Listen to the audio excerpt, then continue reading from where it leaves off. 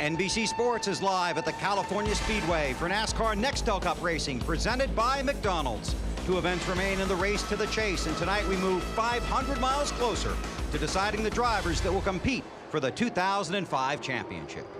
Hi, everybody. Bill Weber along with Wally Dellenbach and Benny Parsons. Hopefully you're enjoying the Labor Day weekend. Thanks for having us in for the race. For the next 12 weeks, you get two races rolled into one. And for the next two races, we determine who makes the chase for the Nextel Cup. Guys racing for the win, but guys also racing to get into that chase. And Benny, a playoff atmosphere at this track. Oh, it's fantastic. You know, every sport has a playoff, and now racing has their version. In most sports, there's a home field advantage. But here we have all 43 cars racing on the same field, when no one has a real advantage. And this is a great racetrack to decide who's going to make the chase for the NASCAR Nextel Cup. It's why these cars should not run into each other. They really don't have any excuse not to have a good finish. Well, Wally, you were in the Busch race last night, and you had 43 competitors, 42 cars, and the sun.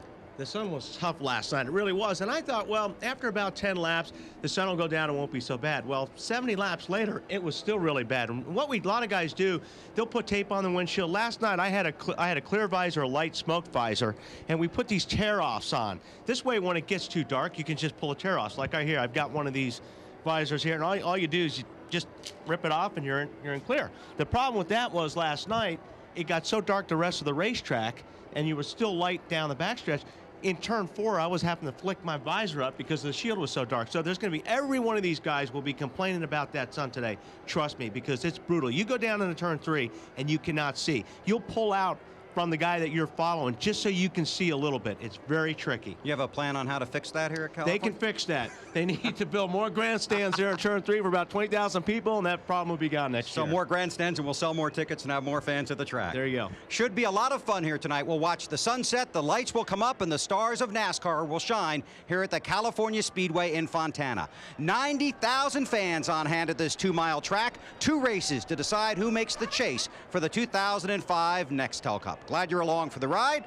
Let's go back down to trackside.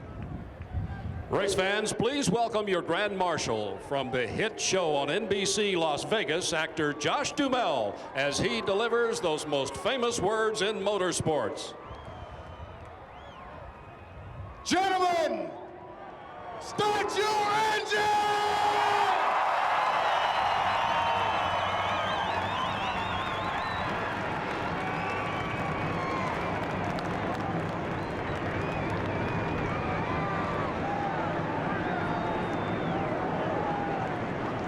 Now that's how you give the command at a NASCAR Nextel Cup race. The 43 cars roar to life, and the chase for the Nextel Cup on the line. You're watching the NASCAR Nextel Cup Series live on NBC. The cars have come to life for the Sony HD 500 here at the California Speedway. You see them lined up and ready to roll off of pit road and onto the track. Budweiser, the official beer of NASCAR, is the proud sponsor of the Budweiser Pole Award, given to the fastest qualifier at each NASCAR Nextel Cup Series race. Budweiser congratulates Carl Edwards for this weekend's race. He's the latest Budweiser shootout eligible driver. Good lap for Carl, looking for a big race. Here's the starting field with Carl Edwards on the pole and Mark Martin, his teammate, right next door, and there's a lot of Roush up at the front of this field, Benny. Row 2, 2 more Roush cars. Kurt Busch on the inside, Greg Biffle on the outside. But row 3, Hendrick teammates, Jeff Gordon and Jimmy Johnson. Back in row 4, Casey Kane in a Dodge, and J.J. Yaley in the Joe Gibbs Chevrolet.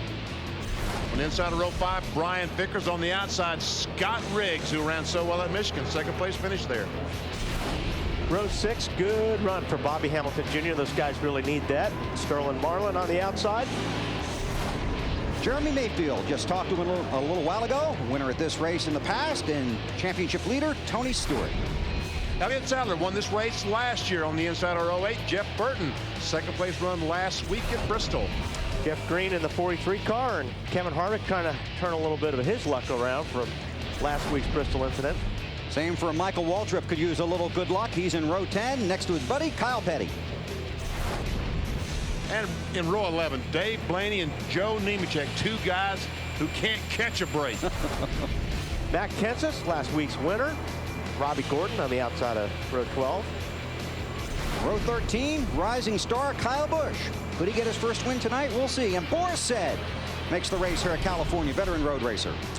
Scott Wimmer on the inside of row 14, and Ryan Newman, who desperately needs a good finish on the outside. Travis Quapple on the inside of row 15. Outside is Bill Elliott, driving for Everham. Row 16, you'll find Kenny Schrader. Right next to him, Tony Raines in the 37 car. Back in row 17 on the inside, Casey Mears on the outside. Rusty Wallace, his final race here at the California Speedway. Row 18, a couple guys got good laps in, had to get in on time. Stuart Kirby and Mike Garvey. Dale Jarrett on the inside of 19, Mike Bliss on the outside. And back in row 20, you'll see the 21 car. John Wood qualified that car. Ricky Rudd is here. His father passed away this week. John Wood practiced the car and qualified it. Ricky is here and will drop to the back of the field. He starts in row 20. We're qualified. The car was qualified in row 20. Next to Jamie McMurray, Rudd will drop to the back of the pack. Back in 21st row on the inside, Dale Earnhardt Jr. and Bobby Labonte on the outside. And shotgun on the field, Hermie Sadler in the 43rd starting spot. Well, last night, Wally was in the race and Rusty Wallace was up here talking to him. So let's turn those tables around and get Wally on the radio. Hey, Rusty, this is Wally in the booth. Can you hear me? 800. That's what I'm showing, 10-4. How about it, Rusty? This is Wally up in the booth. Okay, I got a good 4,800 here. They're checking the RPMs right now so he doesn't speed on pit road. And he's had that problem before, so he needs to get that settled in. I know somebody else has had that problem, too. Hey, Rusty, this is Wally up in the booth. Can you hear me? Man, I got you. Go ahead. All right, somebody gave me some pretty good advice last night. Down to turn one first lap is going to be real slick, so be careful, right? Well, you got that right. I think the first lap's going to be a real slick down to 1 and 2. And, you know, I think it's going to be pretty slick until about 10 laps or to the first pit stop, to tell you the truth. What do you think? Yeah, it was real slippery. And another thing I see, you got a lot of tape on your windshield, and I was surprised how bad that sun was, how long it was. Do you have a dark visor? You wearing sunglasses? What else are you doing on that? Right now, I just got the windshield taped down pretty good. I don't have any visors or anything like that. That stuff always seemed to bother me, so I'm just going to have to rough it out here for the first part of the race. Well, be careful, because it is tough getting into turn 3, but good luck. All right, thanks a lot. Rusty Wallace, when he takes the green flag, he clinches a spot in the chase for the Nextel Cup. Getting ready here at California. Final pre-race thoughts from pit road, and we start with Dave Burns. Bill, Carl Edwards is 8th in the championship, 61 points to the good as far as the chase is concerned. And he starts on the pole today. He needs to lead a lap for 5 bonus points. He's got 3 Roush Racing teammates surrounding him. Will they help him lead a lap? Well, I talked with one of their crew chiefs, and he told me you can expect to see all the Roush cars try to lead 1 lap in the first 10 circuits of this race to all get that 5 points. They're going to cut to the chase and help each other. Marty? Dave BP said that Ryan Newman desperately needs a good run, and boy, he's not kidding. He is clinging to his spot in the chase, just 31 to the good in the chase right now and starting 28th today. Very uncharacteristic of Ryan. They're going to use some magic from last year. They pulled a car from the corner of the shop that hasn't raced since this race last year. They brought it to this race. They were 10th then in the championship standings and finished 5th. Today, they could use the same good fortune to solidify their spot in the chase. Matt?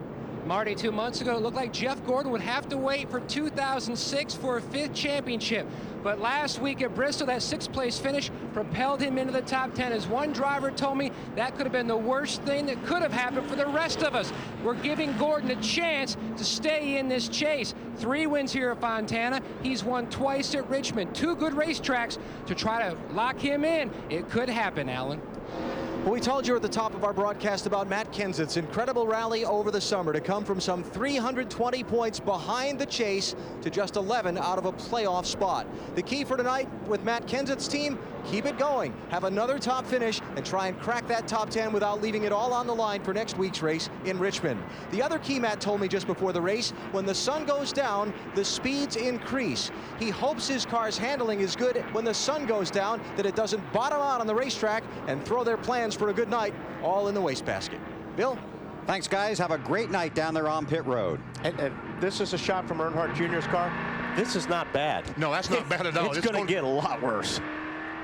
And it's going to stay bad for a long time. It doesn't get dark around here for a couple hours, so. This race starts about 28 minutes earlier than the race last night. After 24 races, 3 drivers are locked into the chase. Rusty Wallace about to be. 13 more want in. Tonight, 500 miles could determine if your driver's a true contender or just California dreaming. Tommy Lasorda ready to wave the green flag. He knows all about the pressure to make the playoffs, and so will you. NASCAR races from daylight to darkness on NBC.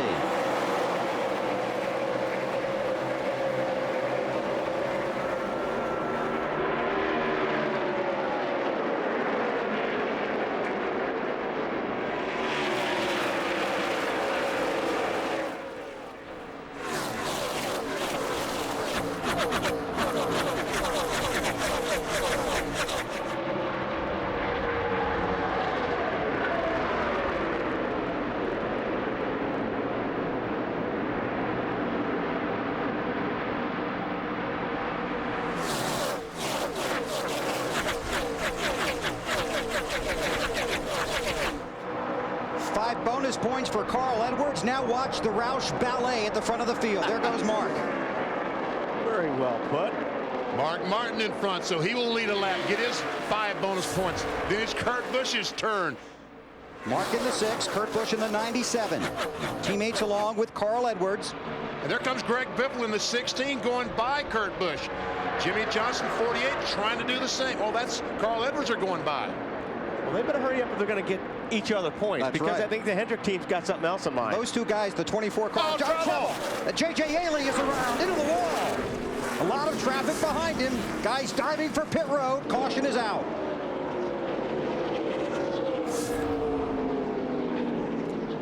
Not a surprise to see this. I mean, just because this racetrack is so slippery right now because of the heat just pounding on it all day, bringing the oils out.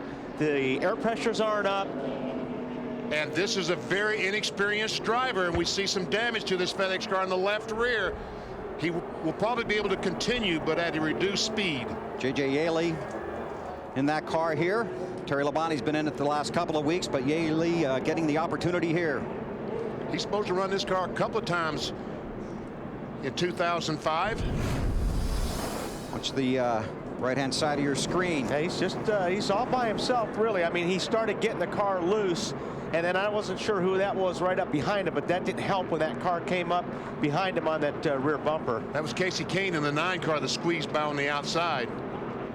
On board with J.J. Yaley. He already mentioned he was sideways. I believe he was already telling his team how loose that car was, and then he spun it. Matt Yoakum. Bill, what he said on the radio, the car was tight, and then all of a sudden it jumped out from underneath me. Spotters said, yes, he was tucked up tight behind you. JJ was concerned whether or not the guy got into him or whether he just lost it. Nonetheless, he's going back to the garage. And he finished 43rd last night, and early problems here. On board with Ryan Newman, one of the guys trying to make the chase for the Nextel Cup. Dives to pit road, follows Kyle Busch. Mark Martin got his 5 bonus points for leading a lap under caution early at California. Field is coming to get the green flag. Here are the unofficial results from last night's NASCAR Busch Series race at California, won by Carl Edwards, who started this race on the pole. Biffle finished second. And a look at the championship standings after 27 of the 35 races. Clint Boyer cut that lead down to 142 points. Pace vehicle to pit road, and Mark Martin brings the field. Check that. You're right. Yes, Mark Martin brings him to the flag. Mark Martin, Kurt Busch, and Greg Biffle. Now it's Kurt Busch's turn to lead.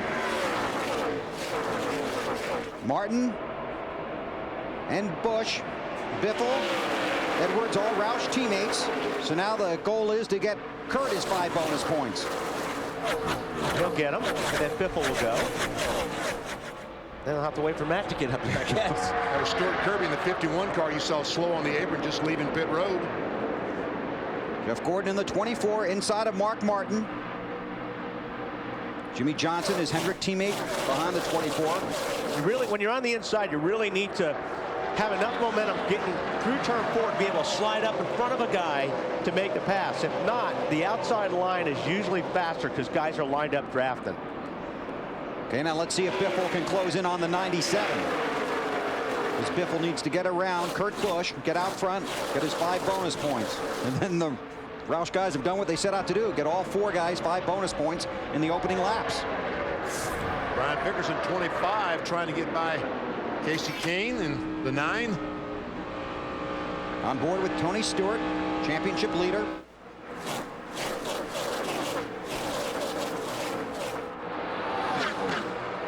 Gordon on the inside there. Looks like he's going to be able to get by Mark Martin, take that spot away. Greg Biffle is pedaling like heck trying to catch Kurt Busch. There they go.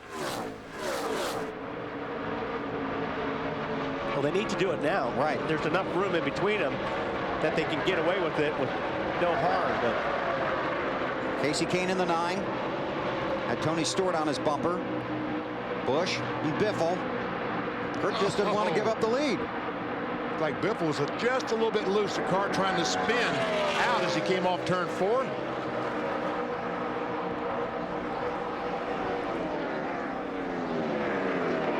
Tony Stewart, the 20 car. Whoa. Vickers didn't like that when the 40 car of Sterling Marlin drove it behind him. well, Vickers looks like he's a little bit loose. I saw that early in the race. His car looked real twitchy. So if Sterling pulled up on his bumper, it got real loose. You can see the colors at the ticker at the top of the screen. Yellow, the guys on the bubble. Red, guys that are eliminated from their chance to make the chase. Green, guys currently in the top 10. And that will change as the night progresses. You bet it will.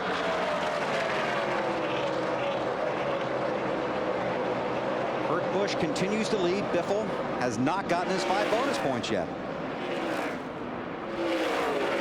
We watch the action on the track and check in with Marty Snyder. And Bill, a young, disappointed J.J. Yaley here in the garage early. What happened? Definitely not the day we wanted for the FedEx Freight guys.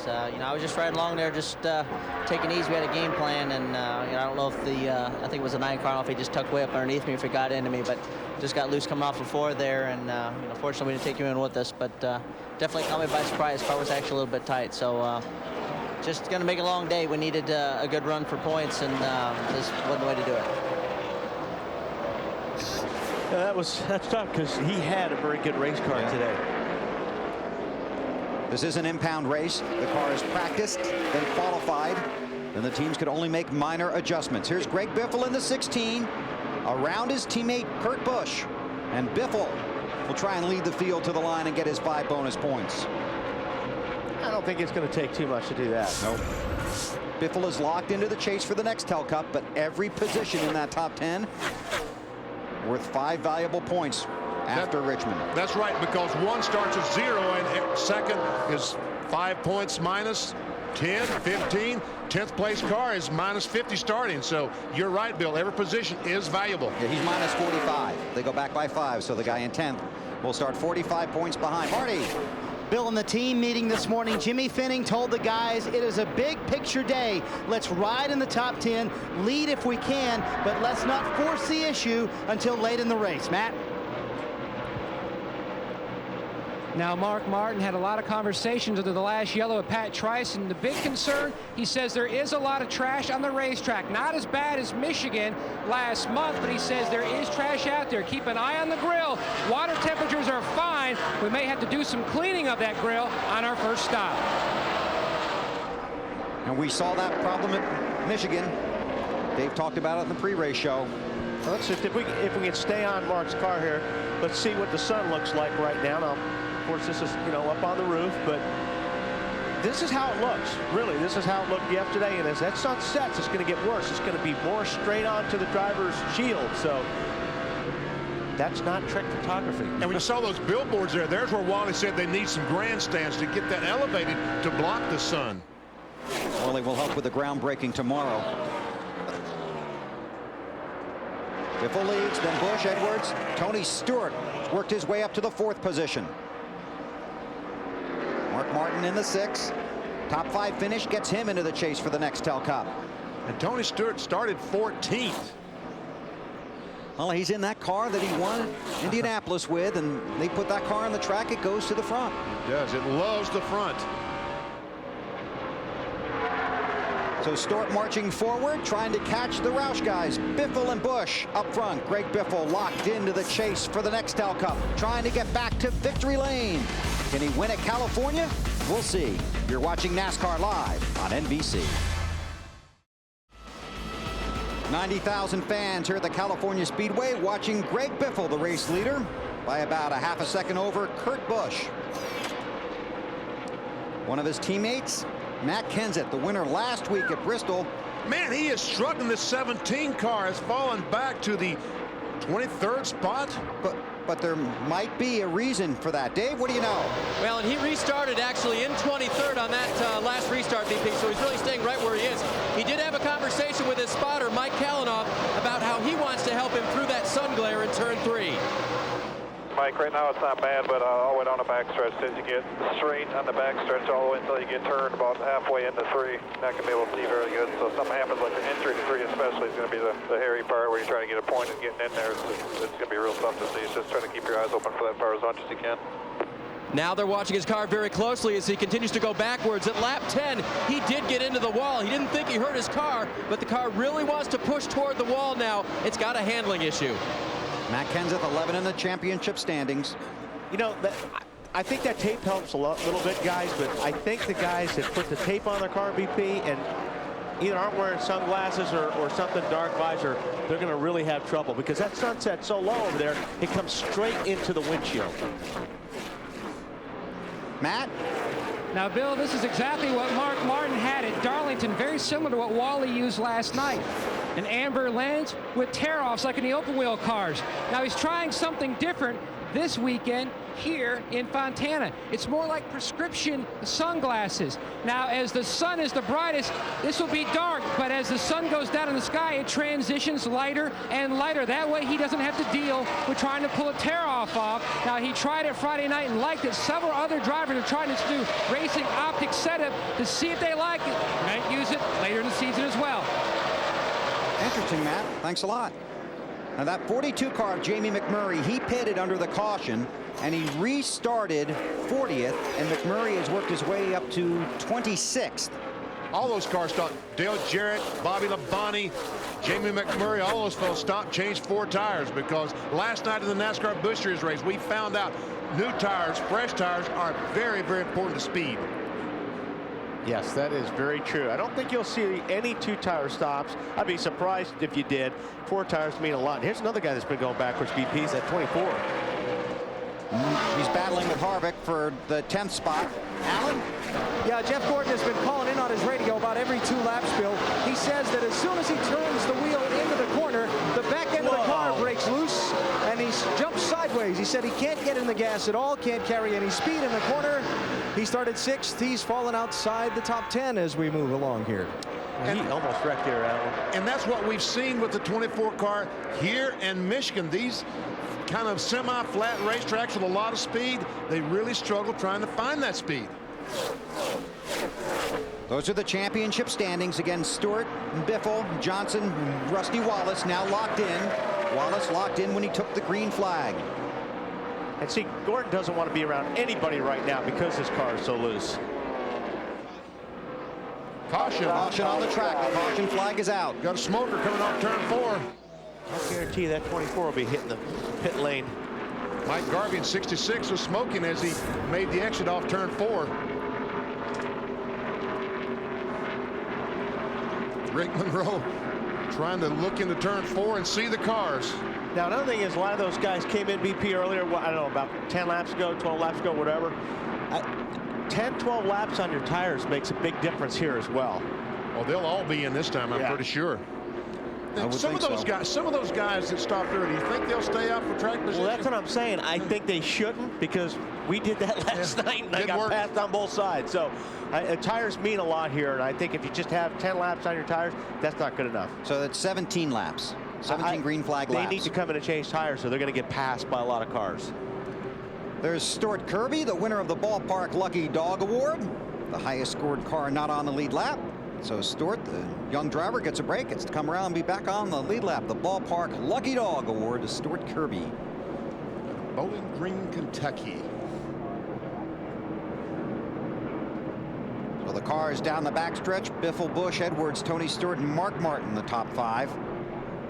And I imagine pit road will be a very busy place. 41 cars on the lead lap. Kirby will come around and make it 42.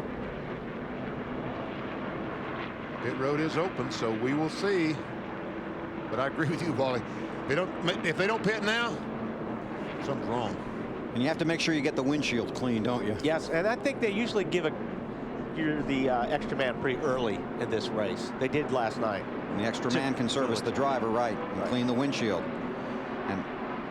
And we have just heard, as Wally predicted, they already have the extra man. Try and clean that windshield and help with that glare and that sunlight down the backstretch. Looks to me like that Jamie McMurray has decided to stay out. Wow, is he going to be in for a big surprise when they throw the green? But that's Stuart Kirby. Okay. Dave. Kevin Harvick said, I don't need much. They're just going to make a slight air pressure adjustment. His car said it turns a little bit too well off the corners. Marty. Kurt Busch in the 97 car, middle of your screen, says his car is a little bit tight. Up one round of the track bar, a pound in the right rear tire, and some water for Kurt. Matt. 2 tear-offs already taken off Greg Biffle's Ford. Chassis adjustment already completed. Lacking overall grip. He was looking at moving up a half a lane now, and he's down and away. Carl Edwards, who started on pole, going to take 4 tires. They've already had the wedge wrench in and out of the left rear side of the car, trying to help get a little more grip with the back end of the car off the corner. And that race off pit road is close.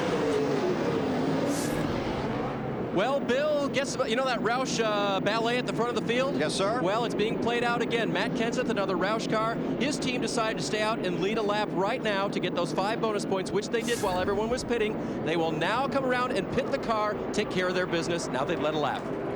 And Matt will have to restart way at the back of the field. Here's the race off of pit road. Greg Biffle beats Edwards.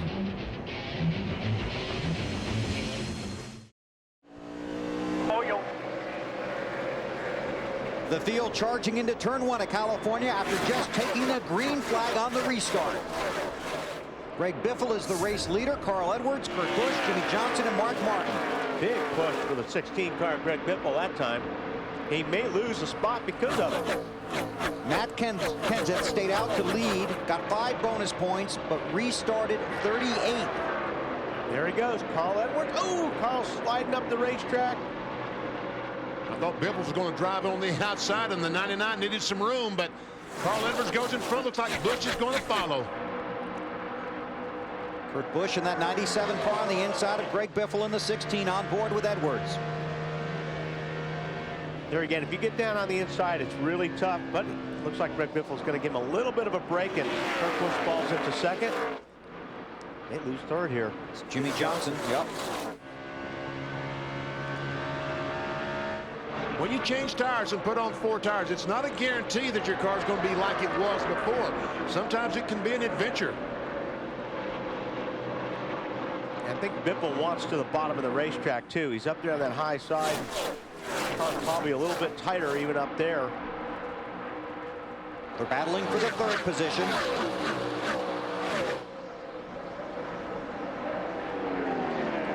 Tony Stewart kind of waiting to see. Oh! Wow. I think 16's a little bit loose, trying to spin out. Matt Yoakum. BP, he is just trying to hang on right now. Be patient. Now, what's the worst racetrack on the circuit to eat up tires?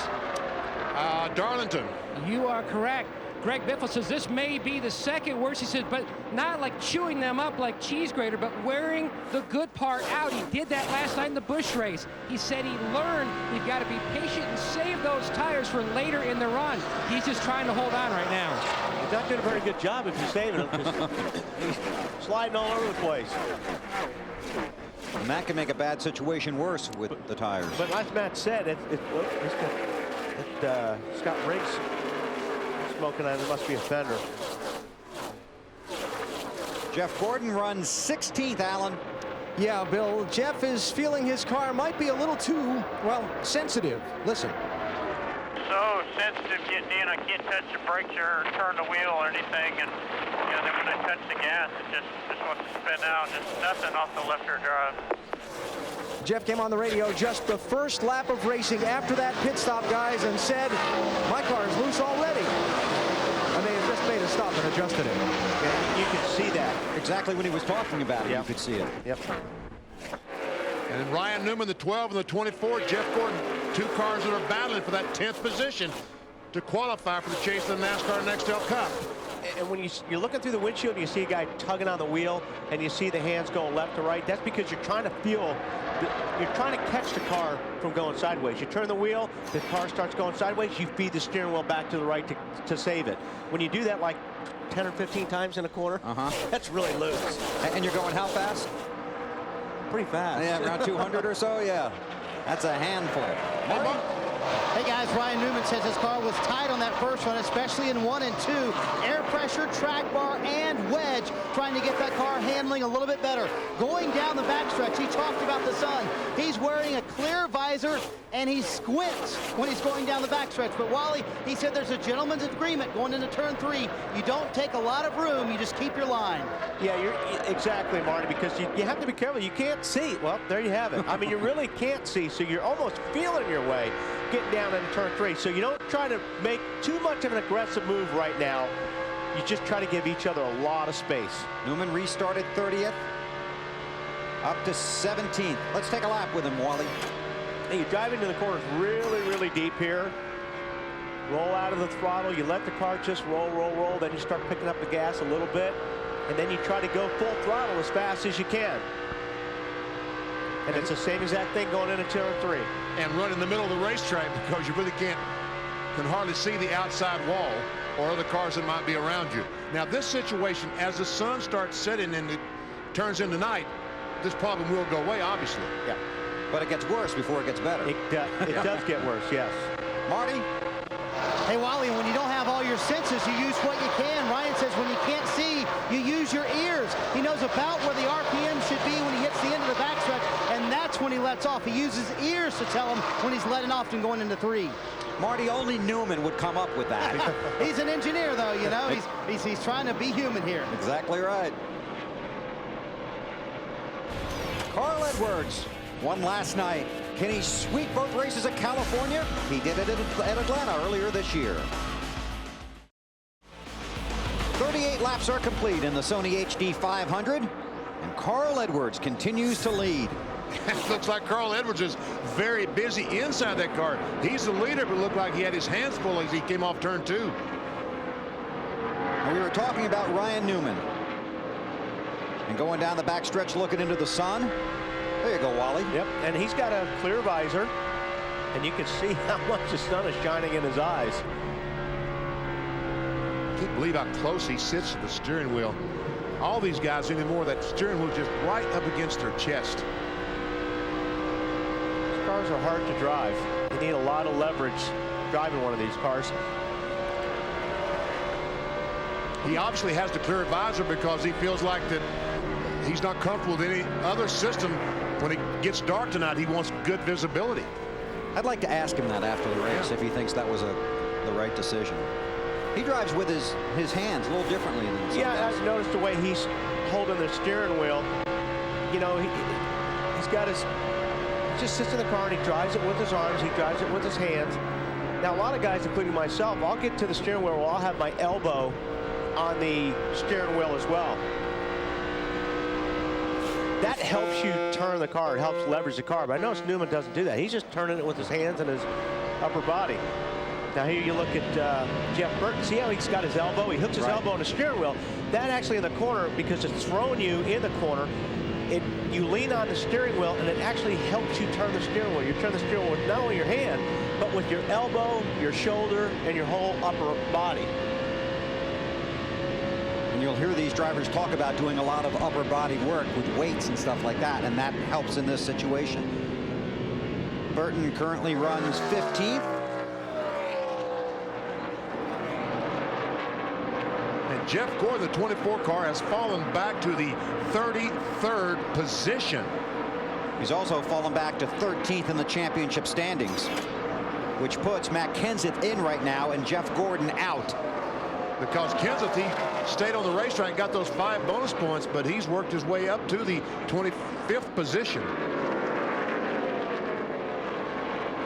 There's Dale Earnhardt Jr. Up to the 23rd spot, looking for a little miracle there, Matt. Bill, he was struggling with the race car early. He thought about pitting on lap 4 with a lot of other cars, decided to stay out and ride it out. The car has gotten better. Still a little tight on exit, though. And you can see from that shot just how bright the sun is going in the corner. Thanks, Matt. Carl Edwards continues to lead. When we come back to the California Speedway, we will take you through the field. 2 races to go in the race to the chase. Can McMurray make it? We'll see what happens. You're watching NASCAR on NBC. That is Carl Edwards, the race leader, has just spun. Come on, baby. Hold her there. Wow, did not hit the wall. Lock it down, lock it down. That's real important. His left rear is flat, but I'll tell you what, him not hitting the wall, BP, he may be able to get away with one. Oh, I'm telling you, that's unbelievable. The caution is out. Get on the racetrack. Come on, Carl. No. You need to come in the pits and That's get that right. tire changed. Get that tire changed. You pull that. That boy, Carl. Good move. He is coming down pit road. Oh, I don't think we hit anything. Oh, we're fine. Just got a flat left side or something. Flat left rear.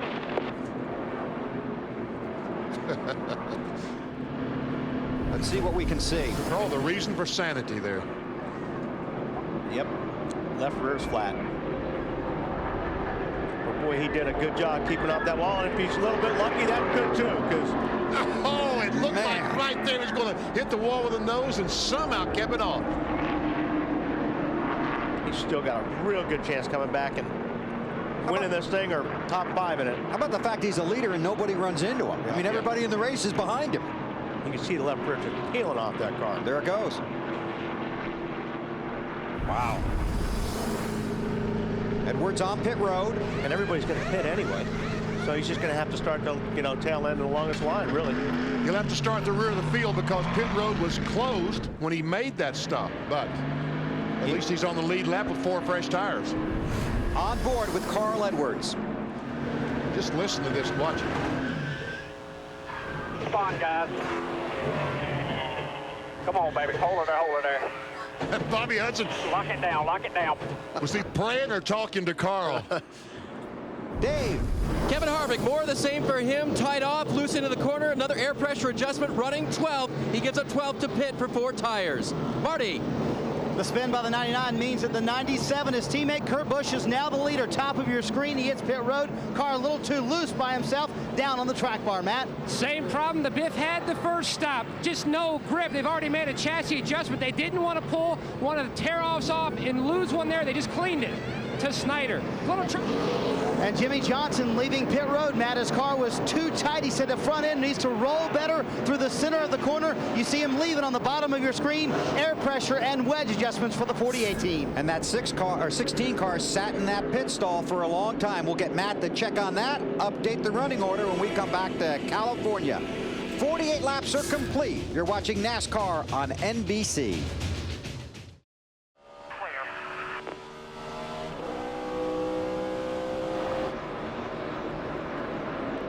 Kurt Busch is the race leader. The field has just taken the green, heading into turn 2 now. Tony Stewart in the 20 car in second. Jimmy Johnson, Brian Vickers, Kurt Busch, the top 5. Greg Biffle, 11. After they had a problem with an air gun on pit road. Tony Stewart, this 20 car looking a little racy. Had some visions going on the inside of the 97 to turn 3. Said, maybe not.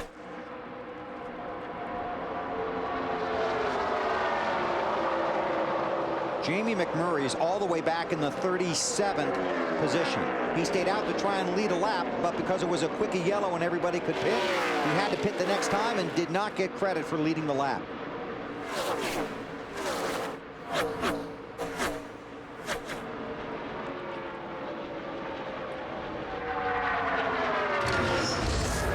Here's our McDonald's pit summary. Check it out. Greg Biffle came in second. Came out 14th. And we know why. And we know why. We'll show you in just a moment. The only real change in the top 3.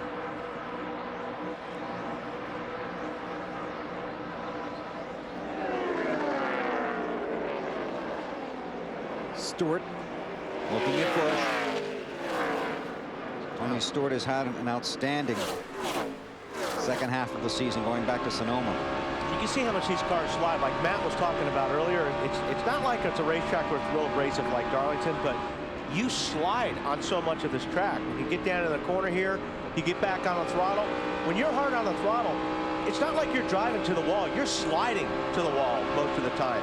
And that will tear off your tires if you have a little bit better handling car than most. You just have those tires that are better longer, but everybody slides on this place.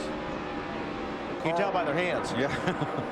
Carl Edwards, who brought out that caution with the solo spin, back in 36th position after leading 21 laps.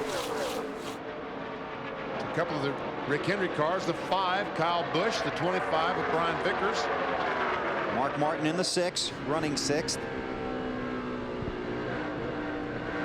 And we knew Mark's car wasn't handling that well, so hopefully that pit stop will make his car a little bit better. Dave, how about Kyle Busch? Yeah, pretty good race car for Kyle right now. It is the same car that he had at Michigan with one noticeable exception. Can you tell what it is on the front of the car? You know, trash on the grill, Bill. There you go. He made an air pressure adjustment the last time in just to keep up with the track, but he really couldn't think of how to fix the car much more than just watch out that we don't tighten up too much. And as the sun goes down, when it ever finally goes down, this place will tighten up a bunch. You'll have to make big adjustments there right when the sun goes down and this track is in the shade, because it will get tighter. These cars will not want to turn very well. Now, we talked about Greg Biffle's problems on pit road. Oh, in the wall a little In bit. the wall goes Jimmy Johnson. That's okay. He didn't touch it hard enough to even really damage the fender or anything there. So if you're going to hit the wall, that's the way to hit it. Runs in the 3rd position, on board with Jimmy. It's Tony Stewart in the 20 right in front of him. You can see the tape on the inside of Stewart's windshield. Jimmy, feel that thing out. Chad Knaus, the crew chief, telling Jimmy, feel it out. Tony Stewart pulls over to let him go by. Sometimes it'll knock the toe out a little bit in the front steering. If you hit the wall, you want to, hopefully it doesn't cut a tire, so you know, you get a flat tire, but that was a pretty square hit. I think you'll be okay. Look good, Stephen. The tire's close. Of course, Chad, I'm trying here. I haven't seen anything yet. Trying to get a good look at that car. Wally talked about, make sure the tires are okay.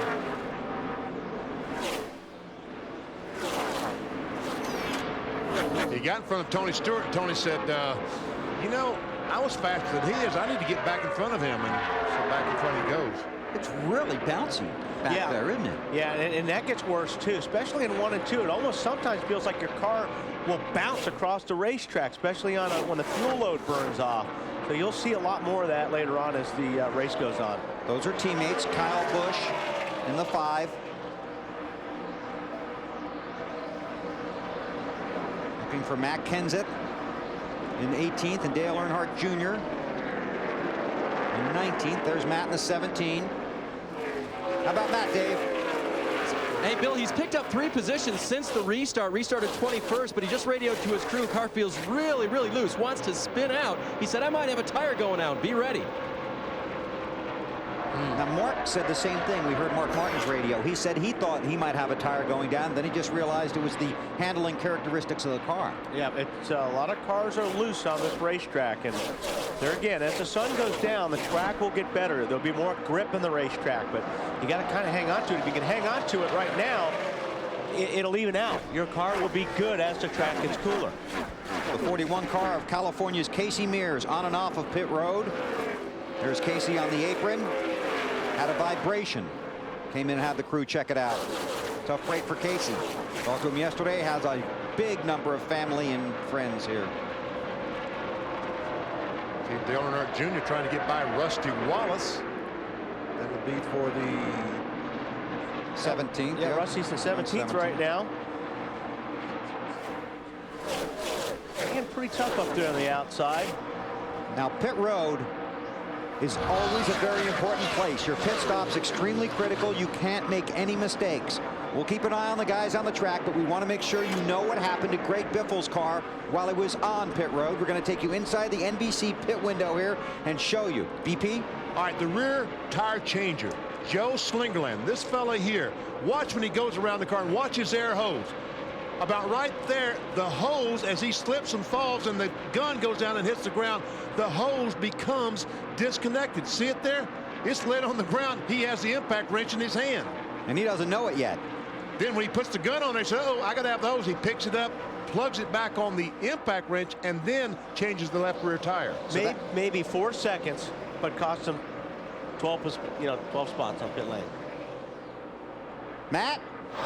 Bill, moments after that car left, Joe Slingerland was taking, you can see his air impact gun and the hose. Now he took a tie wrapped the fitting, and then took duct tape and tied it up tight so that wouldn't happen again. Doug Richard had a pep talk with the team. Hey everybody, check your equipment. That's not championship material right there. Check your tools. Now that was the problem on the pit stop, but the problem on the racetrack. Greg says the car is just bad tight. He is locking it down with the steering wheel. It is so tight trying to get the car to cut in the corner. So he's got his hands full. There are teammates, Jimmy Johnson in the 48, Brian Vickers in the 25, battling for fourth. And look behind these guys, that silver car, Sterling Marlin. How about that? Great run for Sterling tonight. Vickers gets the position over Johnson. Sterling right behind him. And that's Casey Kane in the 9. Well, we tried this once before. We'll try it again. When we come back to California, we will take you through the field. Kurt Busch is the race leader. You're watching NASCAR on NBC. There's your race leader, Kurt Busch. Tony Stewart's behind him. And we're going to take you through the field and start with Marty Snyder. And Bill, before the pit stops, remember we told you that Kurt Busch had said that his car could not run up front. It was too loose when he was up by himself. So they made adjustments so it could run up front. Down on the track bar, a pound in the right front. Obviously, it worked. He's leading. Alan? Tony Stewart started the race 14th. He's running second. During the last caution, he was complaining to his crew chief, Greg Zipatilli, about his car's handling. Greg said, well, if the car's handling that way now, it'll be great when the sun goes down and we close in on the checkers. Dave? Kyle Busch is running third. He started 25th, was 20th on lap 5, 14th on restart 2, 5th on restart 3. That's the serial on Kyle Busch. Alan? Brian Vickers has been getting closer and closer to winning over the course of this summer. His team's performance picking up since about Memorial Day. Perhaps tonight is the night for the first win. Vickers is running fourth now, just minor adjustments to his car on the last pit stop. Marty? Alan, Jimmy Johnson has been clinched into the chase for the championship for a couple of weeks now. And we asked him, you know, being clinched, does it change the way you approach races? I think when we left Bristol, we were pretty bummed out with the result, but then when we heard we were clinched, you know, that helped a little bit. So in the back of our minds going forward, we're excited about it. We know that we're going to be in the chase, but these next two races really can carry over and help us learn things for the tracks in the final 10. So we're treating these next two just like they're part of the final 10 and trying to get maximum points and race wins and be up front. And he told us in the Bank of America card countdown, Bank of America countdown to green, that, you know what, I'm a pretty calm guy. So when he hit the wall on lap 55, he didn't panic. And said the car is just fine. Matt? Working underneath the 48 is the 40th. Sterling Marlin hasn't gone to victory lane since 2002. The last two stops, no adjustment. The car on the free side. They know the track is going to get tighter as the sun goes down. Mark Martin trying to trail in behind the 40, working on some positions. All he needs to do tonight is finish 5th, and he is clinched. Meanwhile, his teammate, Greg Biffle, trying to bounce back from that early miscue on the pit stop. He has gone from 12th to 8th. The car is still bad tight, telling Doug Richard, his crew chief, we are going to have to possibly work some kind of pit strategy to pick up some of this track position. Alan? Well, Casey Kane's crew chief, Tommy Baldwin Jr., told me before the start of the race they had no idea how the 9 car would perform tonight. His hope was to keep Casey patient with the car while they adjusted on a couple of pit stops. Casey just lost a few spots a couple of corners ago. Michael Waltrip solidly in the top 10 now at the back end of that lead group. Michael asking for no changes on their last pit stop. His crew chief, Tony Uri Jr., overruled, saying we ought to try and keep up with the racetrack. They made an air pressure adjustment. Thanks, guys. Those are the top 10 cars. Kurt Busch continues to lead by 1.3 seconds over Tony Stewart. And that Sterling Marlin, Brian Vickers, Mark Martin, Jimmy Johnson fiasco is something to watch. Let's continue through the field on Elliott Sadler. One of those drivers, Bill, trying to work his way back into the chase. Just past How about the 17 trying to fight back on the outside? The changes they made in the last stop has really helped the race car. Still a little tight, though, in the center of the corner, Dave. Crew Chief Robbie Reiser told me that the 17 team did nothing special this week to prepare for California, and in very workmanlike fashion, Matt has moved up 10 positions since the last restart. 2 cars behind the 22 of Scott Wimmer. They've had a tight race car all night long, but Scott started this race 27th. He's working his way toward the front. The 29 of Kevin Harvick has had a car that was loose off the corners and tight as he got in. They made an air pressure adjustment this last time. He's fallen back. They need to work harder on those adjustments next stop. Marty. Hey, how about this run from Rusty Wallace, 34th to 15th, and he told me before the race started, we're going to be better at night. The best may yet to come from Rusty Wallace's car. Just a little bit too tight, and he is in the chase now officially. Joe Nemechek thinks he may have damaged his valence in qualifying. It's up a little bit higher than he would like. That is making his car a little tighter than he would like. They've made air pressure wedge and track bar adjustments on both of their starts. Jeremy Mayfield said his car sliding the nose to the center of the corner. That's forcing him to run a higher line than he would like. Mayfield's struggling just a little bit. He's in the 17th position. A chase man, Ryan Newman, 9th coming into the championship into this race, pleading for help from his spotter, saying, I need help getting into turn 3. I don't know when these cars are around me. He's tight in 1 and 2, loose in 3 and 4. Dave? In that 21 car, Ricky Rudd trying to look past the death of his father this week. I talked to him this morning. He was at the racetrack on Friday, but he had John Wood qualify and practice the car on Saturday because he said my head just wasn't in it, Dave. He is trying very hard to race this car to the finish tonight. Matt? Dave, the last of the bubble drivers, Dale Earnhardt Jr., trying to get this team one last shot into the chase, knowing that tonight possibly is the night he is really going to have to pull off something big. Meanwhile, while he's happy with his car, the 31 of Jeff Burton going back and forth between loose and tight as the sun continues to set here out in California, Dave. The 7 car of Robbie Gordon, he's reporting the same thing, Matt, loose and tight as he runs that high line. The crew trying to adjust the last time by making an air pressure adjustment on those tires. The 88 of Dale Jarrett has actually been in 3 times, where most folks have only been in twice. DJ stopping all 3 times he's had the opportunity. His race car has been tight. Well, Carl Edwards is trying to charge his way back up through the field after he spun out back at lap 47 from the lead. His only report to the crew was, I felt the tire go down to the back straight away. I just couldn't catch it in time. He restarted this race in 38th spot. He's moving up, Matt. You heard the driver of the 42, Jamie McMurray, say in the countdown to green that this is the most important race for he and his team. He said back on lap 56 to his crew chief, Donnie Wingo, we almost had a big one. It was a huge bobble. Looking for a track bar adjustment, Alan, on the next stop. Jeff Gordon way back in 30th place, trying to protect that tenuous spot he holds in the Group 4 of the championship chase. Jeff reporting to his crew, the car better after the last set of adjustments, but still needs more work. They've got quite a few more pit stops to make before we see the checkers in this race. Thanks, you guys. A lot going on out there. Take a look at the championship standings as they run. Kurt Busch has moved into the 5th spot. That's Kyle Busch passing Tony Stewart right there for 2nd. See, Mark Martin lost his spot, so has Mayfield. Edwards, Newman stays the same, and Kenseth now in that 10th position. And behind Matt, Elliott Sadler is in that 11th spot, 21 points behind 10th, and Gordon is dropped to 48 back. This race is going to be 2 races. It's going to be the race to the sunset and the race after the sunset. So if you're good now, it doesn't guarantee you're going to be good after the sun goes down. Correct. Kurt Busch is the race leader. The defending series champion, trying to lock himself into the chase for the 2005 Nextel Cup. We'll see what happens at California.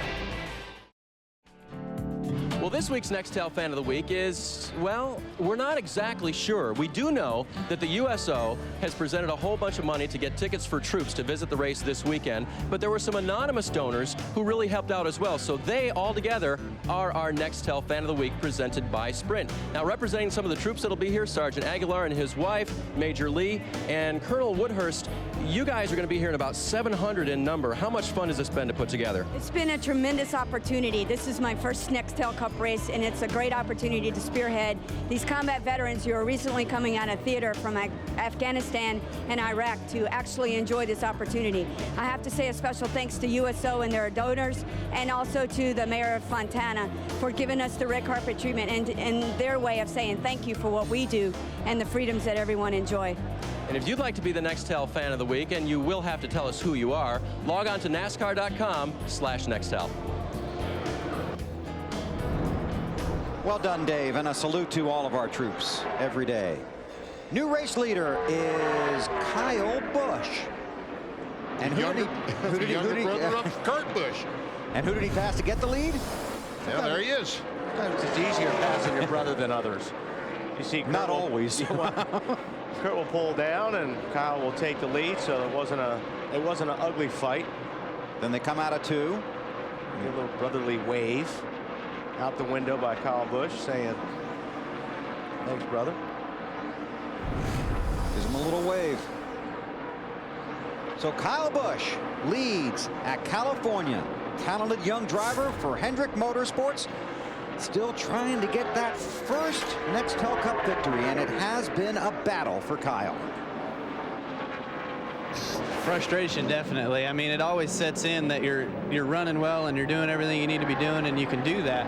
But the frustration just overwhelms everything, being as though you can't get to victory lane. You know, you can run so well and do so many good things, but one little bad thing will just tear your day apart. And we've had that as of late, and you know, the team's been getting stronger, and I've been getting stronger as well as a driver, just trying to overcome those balances of things on all the bad things that'll come about to you. And he has had some bad luck, but you really like his chances of getting to victory lane. I do. I said it a while back. I said that boy's going to be in victory lane, and it's not going to be too long. He's been running good all year. And obviously, he's showing the speed and learning a lot. So, yep, he's going to win some races. Could be tonight.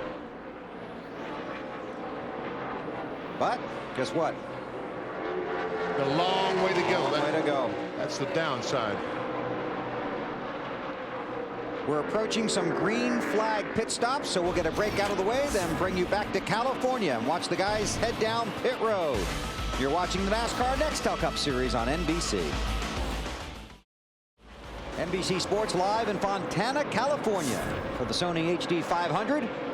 Kyle Busch continues to lead, chased by Tony Stewart, Kurt Busch, Mark Martin, and Brian Vickers.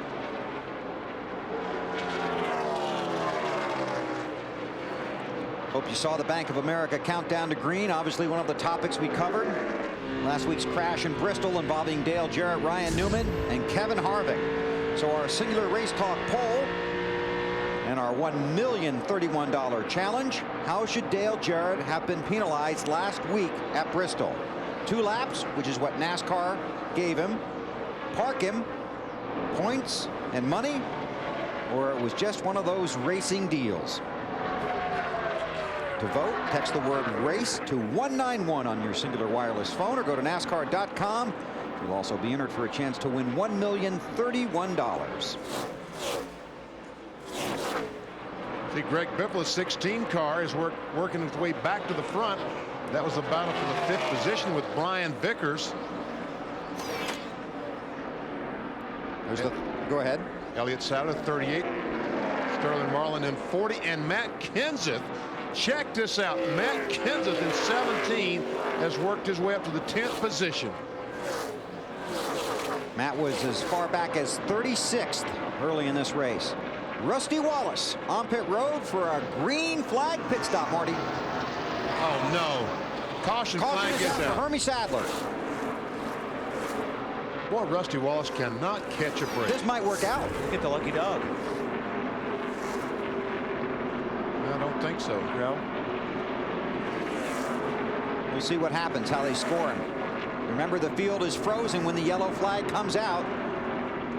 But you've got to beat the leader off pit road, and he didn't. Oh, he has had some lousy luck. But everybody will come in. He'll stay out. And he'll be on the tail of the lead. Lead lap. That's still not very good. No. Still 2 laps down. Yeah. don't have much of this. Oh, wow. Tony Stewart just barely gets by. That's after it's already happened.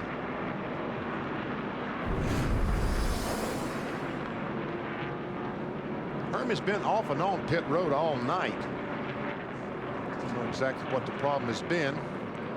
Stuart Kirby has gone to the garage. He's out of the race. J.J. Yaley has returned to the track. He is 45 laps down.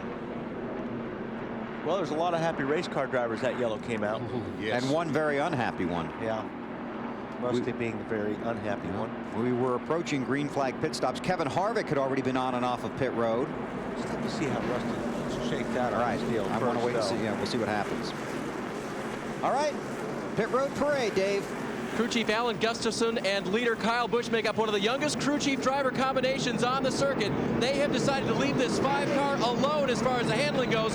4 fresh tires. They'll see what happens on this run. Marty.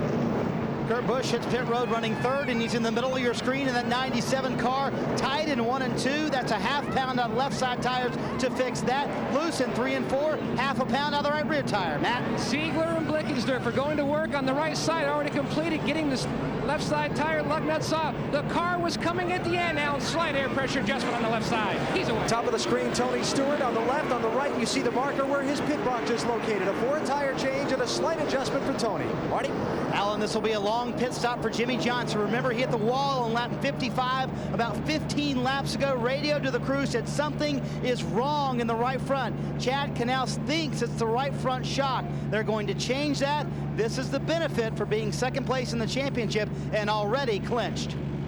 But they would really like to carry some momentum into that chase. They limped in there last year. Crew cam on pit road. The Jackman for Mark Martin getting a good look at things. Now we talk about the crews getting it done on pit road. How about the drivers? Yeah, this is great. Mark Martin, when they say go, man, he goes, and he slides up in front of all these other guys. Now, watch Kurt Busch 97. He had to slam on the brakes, or he would have hit Mark. Actually lost a spot to his brother in the 5-car. Teammates, brothers, a lot going on. Still under caution here at California.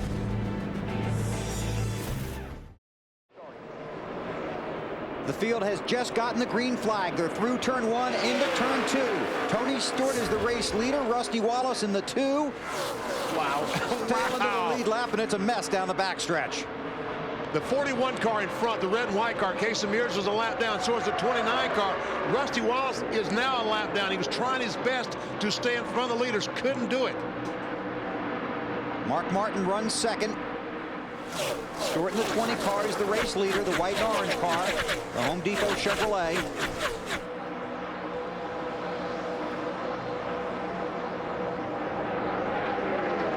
Wallace falls in behind Martin. Then the 5 of Kyle Busch. This is where Kyle's got to be patient now. This is where he's got a car in front of him. He wants by really bad, but he's got to be careful right here.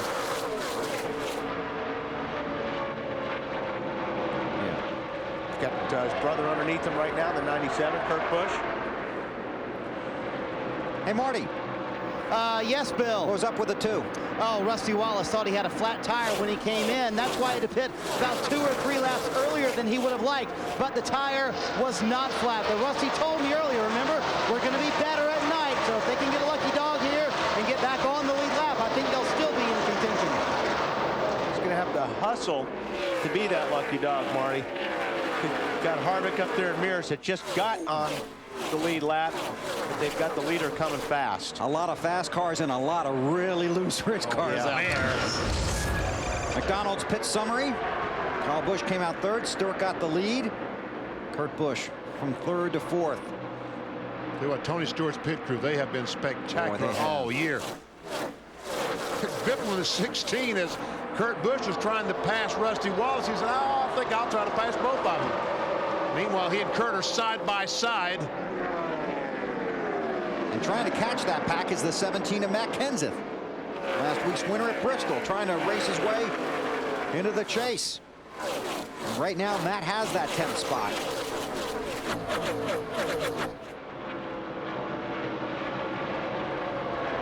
Starting to get nasty out there with the sun, isn't it? Yes, it's about right where it is right now. Probably the worst going to get. Elliott Sadler, 8th in that 38 car. Knows he has a challenge ahead of him facing that sun. I think this is the toughest race we have. It's almost pretty dangerous. Going down the back stretch, you can't see anything in front of you. Pretty much relying on your spotter if something happens. And I usually pick up the palm trees and stuff on the back stretch to try to figure out where I need to lift and things like that. And it's pretty tough for a good 50 or 60 laps, probably a good 45 minutes or so. And then after that, it gets a little bit better. Then the reverse side of it, when you're going in the front stretch, you can't see out your rear view mirror. And I think that's a lot of stuff that TV really forgets about when you're running nose to tail and people are trying to make it 2 and 3 wide. You really can't tell what's going on behind you either. Well, all right, we must have a camera looking out the back that's looking at that sun. Wow. There you go. That's a good point. On board with Mark Martin. Yeah. So you're driving into it and driving away from it, and you just can't hide. Now, this is coming off turn 2. He starts down the back, and looks like the sun problem may be getting a little bit better. Yeah, actually, the back is starting to get under shade about the last 3 or 4 laps.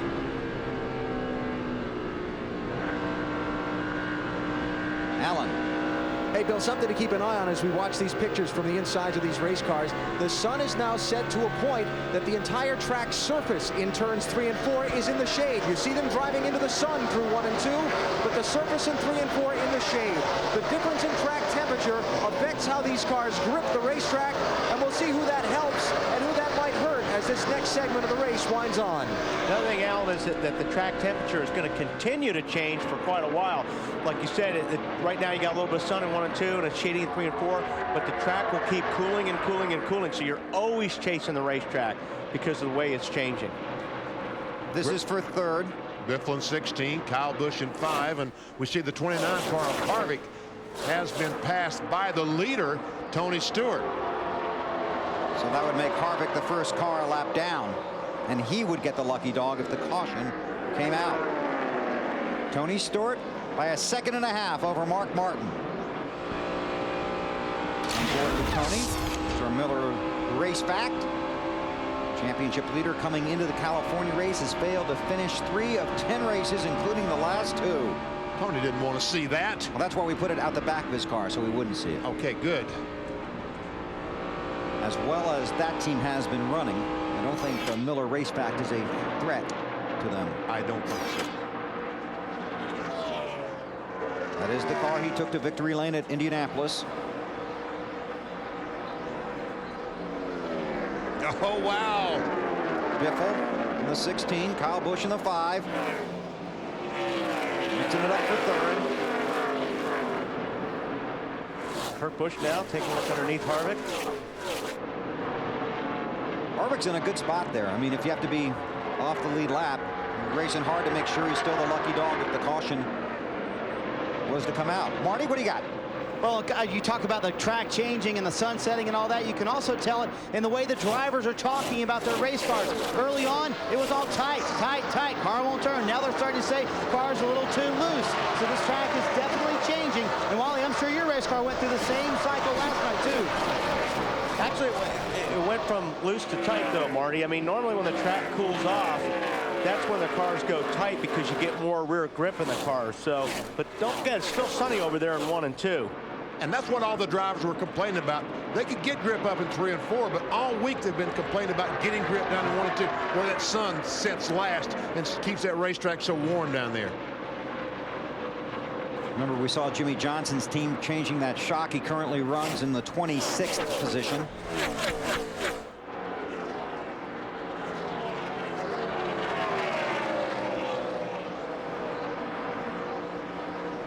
Kurt Busch, the defending series champion, chasing his brother. Kyle had a good car at Michigan. That 5 team was strong up there, but they got the paper on the grill, trash on the grill that Dave Burns talked about in the countdown to green. Overheated the motor, and that was it. Their day ended far too early. Now, Matt Kenseth, who came into this 11th in the points, is currently running in 7th position. He was chasing Jeff Gordon. Gordon seems to be, guys, like he might be getting a little bit better, but he's still back in 19th position. Alan? Well, BP, I will agree with your assessment. Or better yet, I'll tell you the team agrees with your assessment. They are getting a little bit better. Continuing to be aggressive about the changes they make to this race car every time it comes down pit road. Remember a week ago at Bristol, this team was way behind early in the race and kept after it and rallied back to have a good finish to climb into the top 10. Robbie Loomis told me, same game plan tonight. We're going to do whatever we have to do to finish up front at the end of this race. Matt? Another guy trying to get into the chase, the 42, Jimmy McMurray. Missed it last year, dropped out at Richmond, trying to work his way back in. They've been bouncing back and forth between loose and tight, but as the track continues to change, it's working their way. They're hoping to make up some ground here. We're not even halfway yet. The second half of this race is really going to be something. These guys not only racing for the win, guys like Kyle going for his first win, but these guys racing to make the chase for the Nextel Cup. Right now it's just 49 points from 13th to 10th, so every position will be critical. Tony Stewart up front in California. 5 wins this season. Can he go back to victory lane tonight? We'll see what happens after the sun goes down. We are under caution. Just came out for debris on the racetrack. Working lap 115.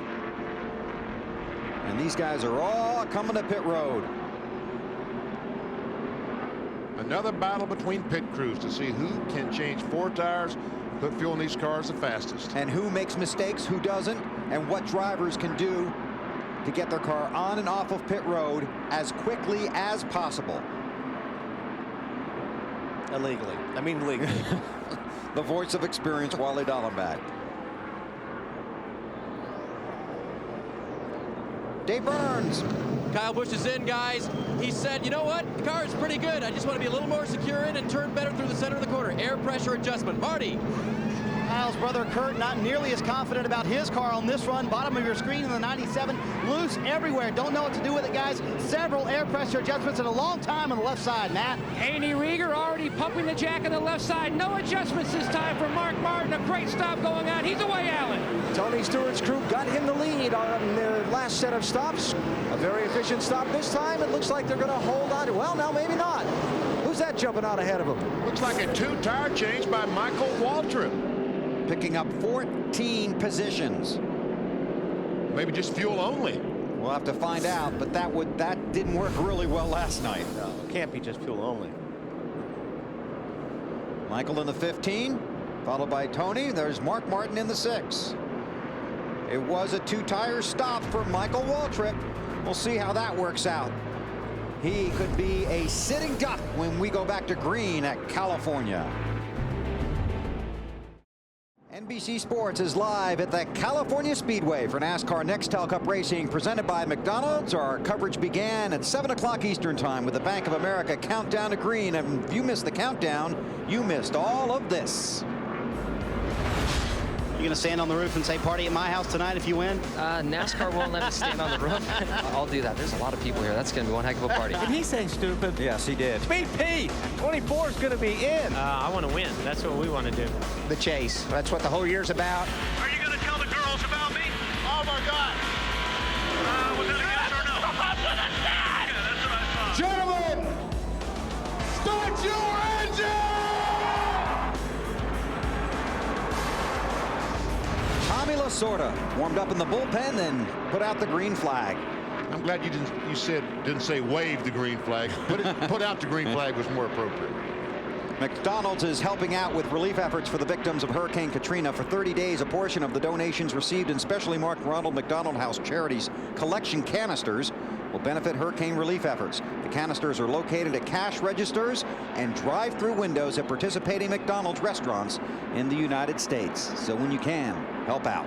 Now, BP, this is really good for Rusty because Michael Waltrip's on 2 tires. I don't think he's going to go very well. Rusty can get his lap back here, or at least for a while.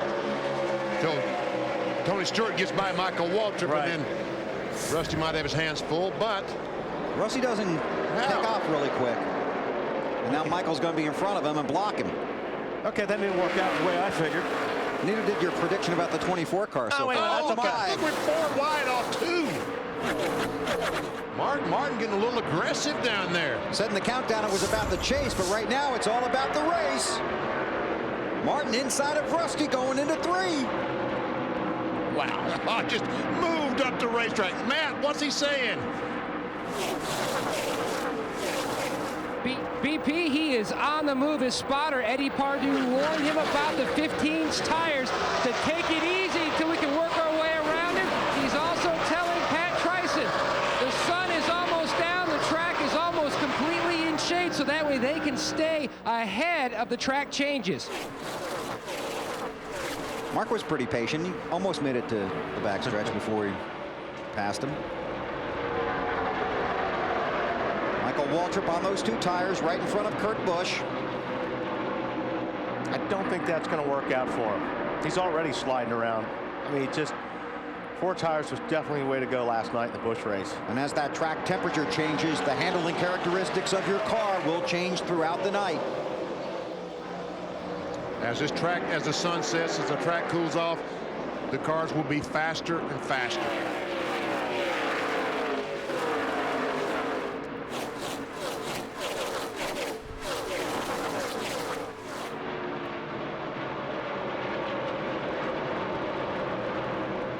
Ryan Newman in the 12. In 12.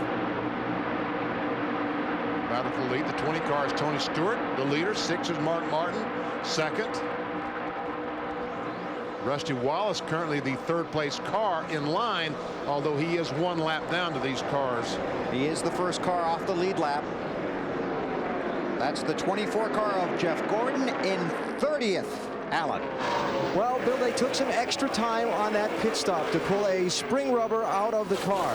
When you take that extra time, that means that a crew member's got that tire off for a long time while he reaches under, pulls literally a rubber wedge out from between the coils of the spring before they sling the new tire in place and bolt it down. They chose to give up the track position now to help the handling of their car for later. Yeah, they got a long way to go, and these 500-mile races actually benefit, I think, the 24 as much as anybody, because they can take a bad car and turn it around. Yes. If they have a 500-mile race. How many times have we seen that? Yeah, still get a good finish. And we're 2 laps away from halfway. So this is when the 2nd race begins in about 2 laps. With the sun going down and the cars speeding up. And that very loose race car that everybody was fighting is going to become a pretty good neutral car. Battle for 4th between 17 Kenseth, 97 Busch. There's that Brian Vickers guy all over the bumper. How about Kenseth, Dave? Well, his car has really gotten good, and you know where he started, mid-pack, fell to the back, and has raced his way to the front. That car now running pretty well. It's just the middle of the corners where he's going through right now that car wants to push toward the wall. They made an air pressure adjustment, took a little air pressure out of that left front tire, and that small adjustment should help the 17 car. Dave talked about qualifying in the middle of the pack. He qualified 23rd. When I talked to the crew members today, they were not disappointed about qualifying 23rd because they said they believe they've won half their races qualifying 23rd. I knew their car was going to be good in the race when I talked to Robbie Reiser here on Friday, because he wouldn't give you anything. You know, I said, Robbie, where are you going to qualify? I go, somewhere between 1st and 43rd. Really? Well, how are you going to race? Well, we're going to finish somewhere between 1st and 43rd. And when Robbie Reiser, Matt Kenseth's crew chief, starts giving you that stuff, you know that he's pretty optimistic about the equipment they've got. Oh, hang on. Boy, that thing shot off the track there. Marty, that thing took off up the hill, talking about the 97. Yeah, I don't think I'd want to be driving that thing right now. The car's a little bit too loose, and there's a little concern in the 97 camp. They were extremely good when the sun was out. Now the sun's gone down, and Kurt's car has gotten terribly loose. So they've got to get that problem figured out. They made 3 separate air pressure adjustments trying to get that car to tighten up, but so far didn't work too well. Dave? Back to Matt Kenseth. You know, all that dicey racing around there. Matt says over the radio, geez, what is this, the last lap of the Daytona 500? It kind of looked like it there. Want to make sure we point out that Kevin Harvick was the lucky dog under the last caution. So he's back on the lead lap running 31st.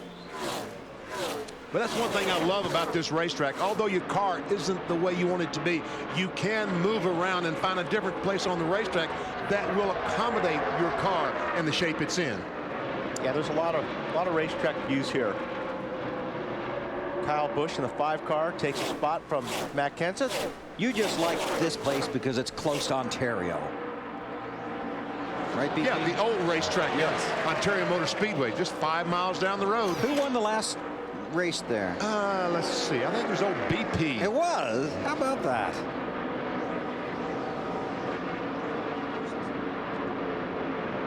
Looks like Kyle Busch might get that spot from his brother here in another lap or two. Tony Stewart up front, 7/10 of a second ahead of Mark Martin. He's the championship leader. He's the race leader. We'll try it again. See if we can get you through the field when we come back to California. Tony Stewart continues to lead here at the California Speedway in the Sony HD 500. Looking for his 6th win of the season. Here's our Team Tylenol safety fact. NASCAR mandates the use of wheel, hood, and deck lid tethers, which help keep the parts attached to the cars in the event of a crash. So basically, when you hit the wall and parts start flying off, they use these tethers to keep everything attached to the car. Good plan. There's nothing more scary than a hood flying through the air like we've seen in years past. And you see those wheels snap off of there and go rolling down the track as well. Okay, Tony Stewart leads. Let's take you through the field. Alan, you first. That would be me, Bill. And talking about Tony Stewart, the race leader. Of course, Tony's already clinched his place in the chase. But I talked to his crew chief, Greg Zipadelli. He said there are no experiments on this race car tonight. They're not trying anything fancy. Same old story. Win if you can. Get as many points as you can. Matt? Mark Martin, a big money winner at the All-Star race in May, but looking for his first points-paying win this season. No changes on the last stop, trying to lock himself in a big way, Marty, with a victory. Matt, this morning Kurt Busch told me to win this race, you're going to have to run the bottom groove and the top groove and make both of them work for you. He just radioed to his crew moments ago after the changes they made on the last stop. Guys, it worked. Car handling much better. Dave? Kyle Busch wanted his car to turn better in the middle of the corner. Oh, it's turning better, all right. His last quote, holy cow, I got to drive this thing. The 17 of Matt Kenseth wanted his team to check his left side tires carefully after the last stop. Was worried that he was wearing them. The report back, we're all good. Matt? Earlier in the race, Greg Biffle complaining of a tight race car, now complaining the car's gone the opposite side loose. But this team wants to go into the chase in a big way like his teammate Mark Martin with a victory. We were looking forward to coming back here to California to try and get that momentum back as the winning momentum goes. We'd certainly like to win again. It feels like we haven't won in a long time, even though we've won 5 times. That's what pumps the team up. That's what gives them energy. I've heard Matt Kenseth talk about it over and over. Hasn't won in 50 races, and he's on top of the world right now. And that's where we want to be. We want to try and win again. And but when we finish when we're finishing third as a team, we're pretty excited about that. Runs in 6th. 2 of his 5 wins this year came on this type of track configuration. D-shaped 2-mile oval here in February and in June at Michigan, Alan. Well, Brian Vickers hanging in there in the top 10 in this race. He's running in the 7th place. Actually just lost that. Sterling Marlin goes by him pictured there. Vickers reporting his car a little less grip in the back end than he needs. When he turns the wheel left, the car starts to spin out. That's causing him to wait to get on the gas pedal in the corner. Sterling Marlin's been having a great run all night, Alan. He's up to 7th. No changes the last 2 stops. Will depart this team at season's end. Wants to try to break that long winless streak dating back to 2002, AB. Scott Riggs is having a spectacular night. He's running right now in the top 10 in 9th place. Scott announcing just a couple of weeks ago that he'll be leaving this team for other racing grounds in 2006. I asked Scott, is the team still behind you? He said, absolutely. We're racing as hard as we can. They're having one of their best runs of the season. Marty. Alan, earlier the booth boys were talking about how this is the story of 2 different races. That is absolutely the case for Ryan Newman. The quote he kept saying over and over again in the first part of the race, I don't know what to tell you guys. This car is terrible. Now he just came on the radio. Car's best it's been all night. Just a little bit tight. Newman going to the front, and those chase chances looking a lot better, Bill. Marty, and Newman can probably see a lot better now, too, with that clear visor. There's Tony Stewart up front, 1.3 seconds ahead of Mark Martin. Continue going through the field, Alan. Well, I talked earlier, Bill, about Casey Kane and his crew not really being sure how this car would perform tonight, trying to keep Casey patient while they adjusted on it. They had the wedge wrenches and the air pressure adjustments flying on the last pit stop. And Casey right now running up through Ryan Newman into the top 10. Marty? Alan, this is Jimmy Johnson in 12th. Yes, the same one we saw just a little while ago, changing the right front shock. Great diagnosis by Chad Canals. They pinned it right off the bat. They changed the right front shock. The car has sprung back to life. Johnson still has a shot to win this thing. Joe Nemechek, too, struggled early on. Thought he had damaged the valence in qualifying. Now racing 3 wide with those guys. Says the car is much, much better as Ricky Rudd passes him. Dave? Ricky Rudd picking up positions now. The car okay, small adjustments the last 2 stops. And as one crew member just told me, pretty good for a guy that hasn't been in the car all weekend long. Matt? Elliott Sadler, bubble driver, 34 points out of 10 starting tonight, hoping to capitalize on the 24's miscues. The 16 guys are jumping up on the wall. Possible problem for Greg Biffle running in 6th, Alan. We'll keep an eye on that, and we continue looking through the field to a guy who was leading this race earlier tonight, but he had problems. Carl Edwards spinning out with a flat tire at lap 47. Here's a guy that's been in the Nextel Cup Series just over a year, and he's in all this heat of this championship chase fight. How are you dealing with that pressure, Carl? The pressure for trying to make the chase. That pressure is something that I didn't really think of at the beginning of the season, because I didn't think we'd really have an opportunity. I thought, you know, man, if we finish the top 25 in points, that'd be awesome. And now here we sit, and we're so close. And I made a little deal with myself last week at home. It was really getting to me. I mean, you know, I was having trouble sleeping. You know, I just think about it all the time. I just decided I'm going to go out here and have a good time, do the best I can, and that's all I'm in control of. So that's all I'm going to work at and worry about. And since then, I've been awesome, man. I just had a good time with it. And if we make it, we make it. If we don't make it, I'll be happy for the folks that do. Well, Carl right now trying to make some ground back up after that spin earlier in the race, and again, he sits 16. Matt? Jamie McMurray told me this weekend, the thing that he's noticed this year, the guys that are 8th through 14th in the points, one week they have a great run, the next week they struggle. Whether it's their fault or somebody else's, he knows they've got to have a perfect night tonight and next week so they can get Ganassi's Dodge in the chase, Dave. Scott Wimmer's car wouldn't turn, so 2 stops ago, they reduced the air pressure in both of those front tires. Then it got way, way loose, so they put that air pressure back into the last stop. Matt?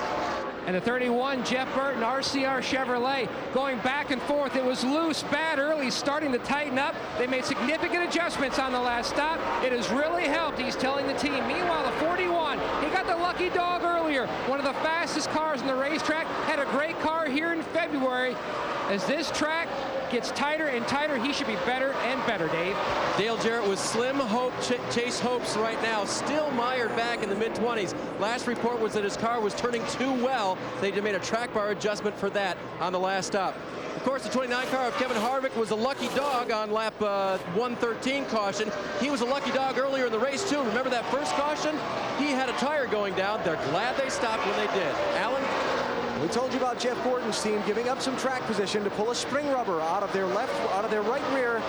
On the last pit stop, they fell back to 30th. Jeff has moved up to 24th spot. They've just discussed another adjustment for the next pit stop. Matt, they're still chasing it with this 24 bunch. Dale Jr. has made a lot of comments over the last 45 minutes. He says the car is starting to work the way he wants. The engine, though, he's a little concerned. He says it runs like a diesel.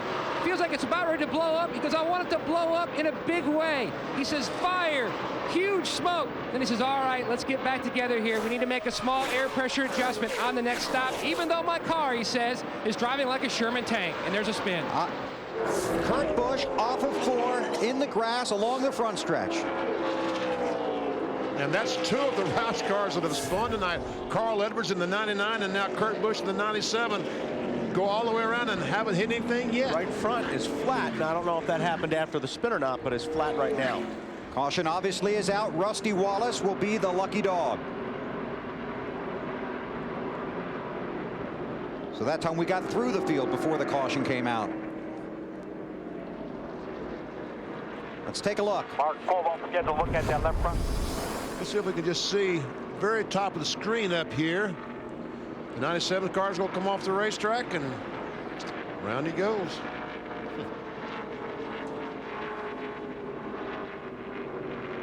Well, he was driving that thing, wasn't he? Down in the grass. He was turning that wheel. Okay, put it in gear and drive away. And Man, those are some good seats right there.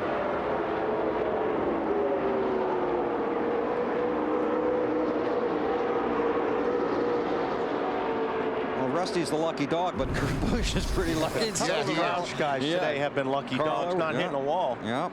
Got a tire rub there now. He's got to be careful now. That thing doesn't come apart because it looks like it's about to. Time to get the results from our singular wireless poll.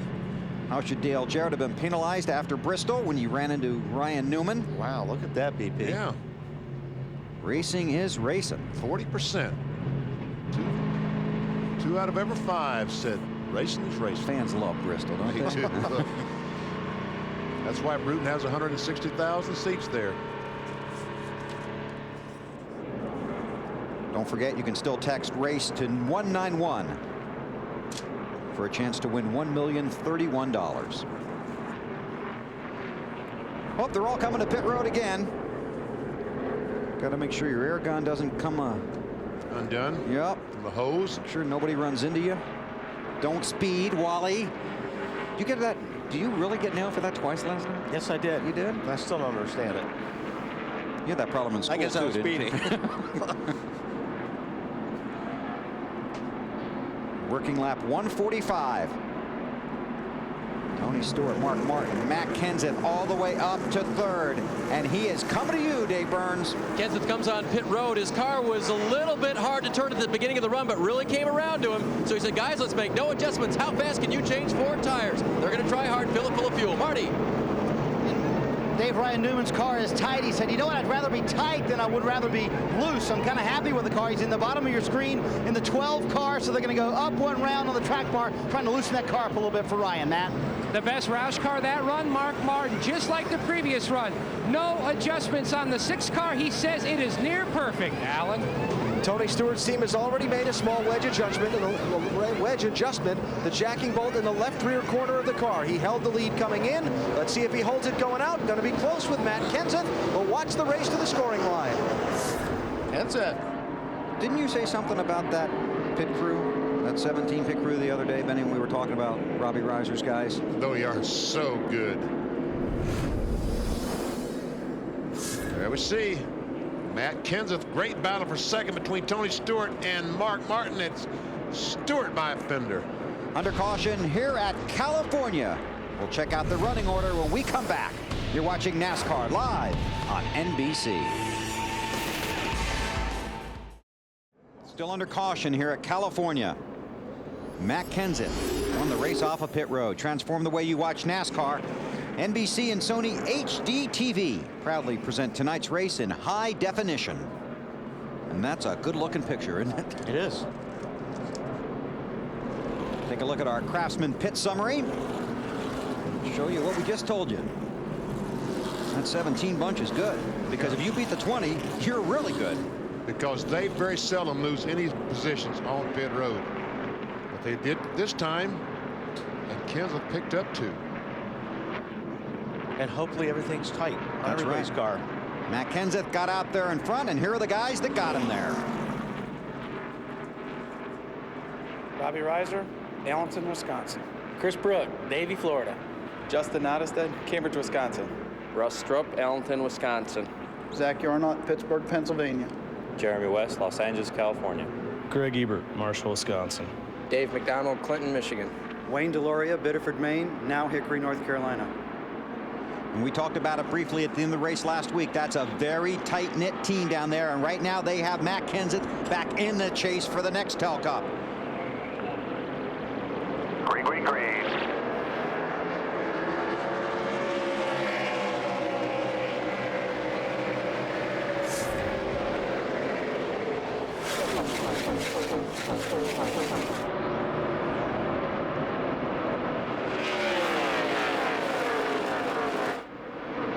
Kurt Busch brought out the caution. He restarted 31st. Jeff Gordon restarted 19th. Dale Earnhardt Jr. back in 26th.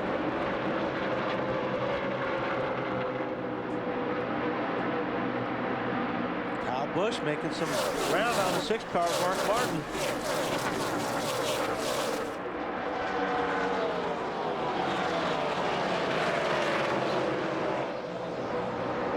Stewart, yep. Try down there. Yep. Matt on the high side. Tony trying down low. There he goes. And Kyle's up on the outside of Mark Martin for third spot. Got it. So the car's characteristics change and the track's characteristics change. So you got to find out how to make your car better and then find out where it's going to run on the track. And that 5 car is better. A lot better. How about Matt, Dave? After his guys got him out front on those pit stops, Matt thanked his crew, but he indicated that he might not have the fastest car here tonight, saying, that's about all I got, guys. There's faster cars out there in front of me. That 5 car's fast. And Tony Stewart drove his 20 car down in turn 1 so hard that he drug the racetrack and threw up sparks. First time I've seen that today. And I tell you what, that 5 car is going to the front. Last lap, Kyle Busch in 5 just ran his fastest lap of the night. And he's just 20 years old in his 31st career start in the Nextel Cup Series. How about Stewart giving off some sparks there, AB? Oh, hang on a second. All right. Hang on a second for the lead. There it is. That's how we do it. It's Kyle's crew on the radio. Kyle Busch to the lead. And Matt Kenseth working all over the 20. We'll get to, hang on a second, Alan. What do you got, Dave? Just the leader now, the Kyle Busch, he had a car that was really, really good everywhere, but coming off the corner, the tail end of it wanted to kick out like he would hit the wall. So 1 pound in the left rear tire was all it needed to make that car comfortable enough and fast enough to go to the front. Alan. Well, here's what I wanted to talk about. I wanted to talk about speed. As the temperature cools, the cars carry more speed into the corners. And Wally and Benny, you can talk more about this, but with the spring settings these cars are using these days, they try to run the front end of the machine as low to the ground as possible. But as you go faster, there's more force pushing down on those springs, pushing the car harder to the racetrack. It's a concern for these teams. If you bounce too hard off the speedway, you might have to slow down going into the corner. That's not good. That's not good. Anytime we see these cars go in the corner, Alan, and heavy sparks come from under them, you're very concerned that the driver doesn't have control. When they hit the racetrack, you momentarily lose control. But we'll have to keep an eye on the 20 car. Maybe they did that just because right now their tire pressures are low. Maybe they're hoping that when the tire pressures get up, it'll stop bouncing. But that's a good point. That's Scott Riggs in the 10 and Joe Nemechek in the 01. Those are teammates. Battling for 11th and 12th. Looking forward from Jimmy Johnson's car. And that's Ricky Rudd in the 21. Marty. Weber, Jimmy Johnson and his crew have made this car better all night long. He just radioed to the crew when they came in for the last stop, said, guys, the car is very good.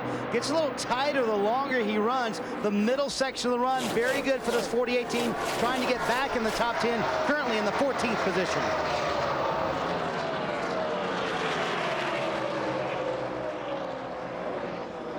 You would think Johnson's team would really want to run strong tonight. Smoke. Both those cars smoking. Was that just I guess it was just a tire rubbing the fender. A lot of smoke out of that 01 car. I think the 10 car was smoking as well. Scott Riggs right in front of the 01 car of Nemechek. See what happens here. I don't think you'll see it here as much as you will down in turn 1. Okay.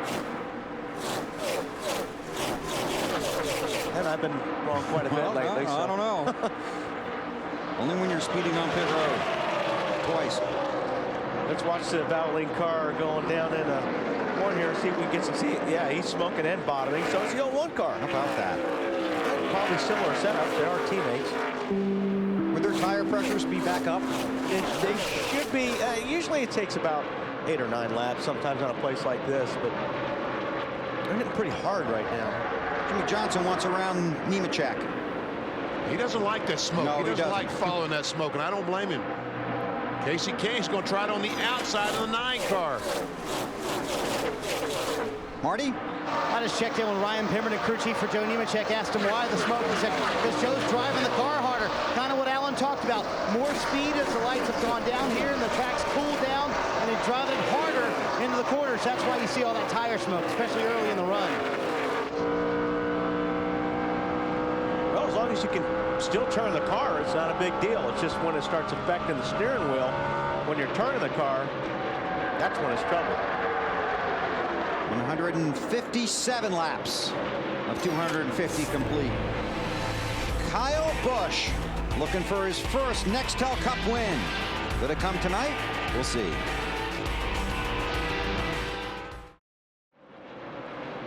What's he thinking right now, man? Yeehaw! Yeah, exactly what he's thinking. 20-year-old kid thinking about his first win. A lot on the line here tonight. Just not a win, but a shot at the Nextel Cup championship. I don't know if he's thinking about his first win right now. I think he's about probably all the things that could go wrong right now, but he's wanting it. Well, there's Matt Kenseth having a big night, Dave. You see the graphic. Before the race, he was 11th. He needed only 11 points to get into the chase. He had to get ahead of Jeff Gordon. He's currently 16 positions ahead of Gordon. He's done what he needs to do, just needs to stay there. Alan. Well, the rally continues for Carl Edwards all the way back to 38th place with a lap 47 spin out of the lead. Last pit stop, his crew picked him up to 10th spot from just outside the top 10. He's gained 2 spots since the restart, coming back toward the front. Marty? Ryan Newman, certainly one of those bubble guys, came in 9th in the championship. He fought a car early on, and the car's been much better in the second half of the race. He said it's especially free. We need to turn still too easily in 3 and 4. Just a little free overall, he says right now. Matt? The first half of the race, Marty, looked like it was going to be Elliott Sadler's night to have a great points-paying night. The car near perfect. Now it is awful. He says the past 2 runs, it has been extremely tight. Talking about putting the spring rubber in on their next stop. Meanwhile, Jamie McMurray, another bubble guy, trying to race his way in, trying to chase down the 38 for another position. Hasn't said a lot, Alan, just trying to make up ground on the racetrack. Well, Jeff Gordon continues to try and make up the ground lost when they took the extra time on the pit stop to throw the spring rubber out. Jeff Gordon in the chase before the race started, finds himself out of it now, running back in 19th with a car not handling as well as you'd like, Dave. Dale Jarrett still not in the chase. After qualifying yesterday, he said this car is just not very good. They haven't gotten it too much better tonight. Mike Bliss has gone around, and the caution is out at California. You all right, Mike? Our, there so you don't get laps. Come on. Our 7th caution of the evening.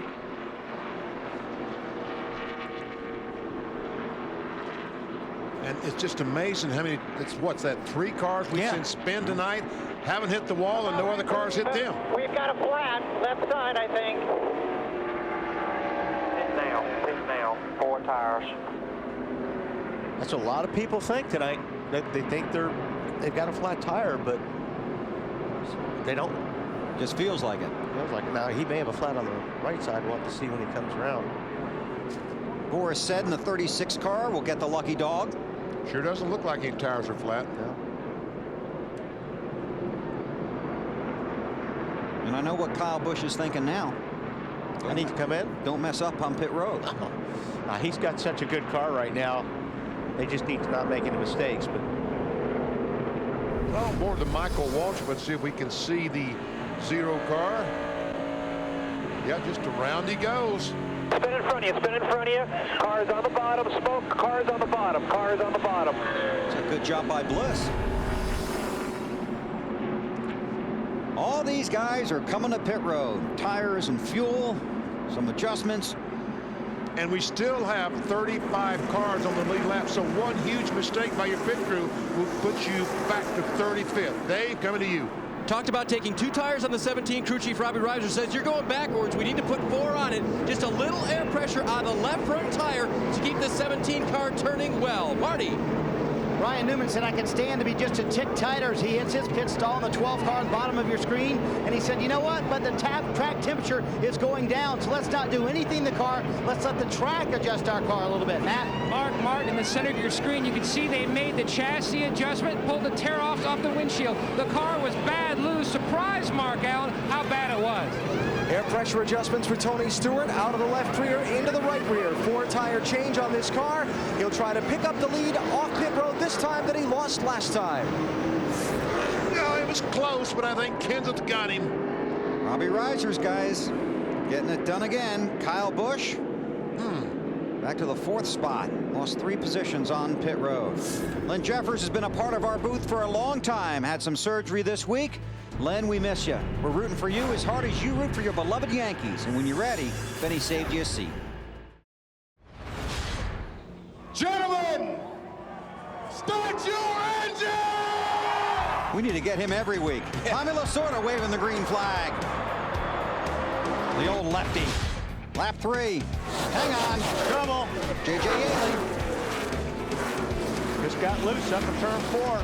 He's currently 45 laps down. Carl Edwards has a left rear tire go flat. Around he goes, leading the race. He didn't hit anything, and nobody hit him.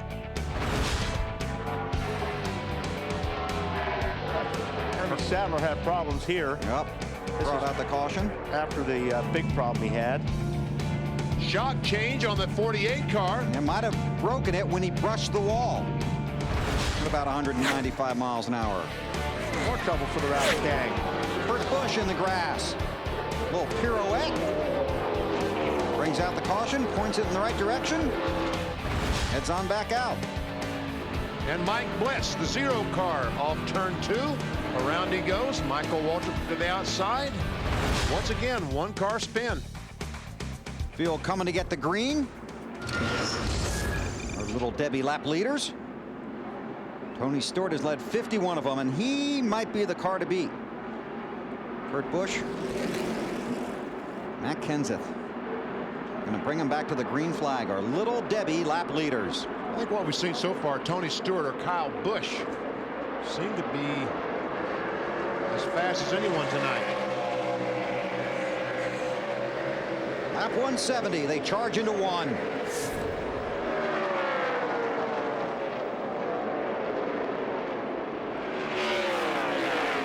So Elliott down on the low side. It's a lap down.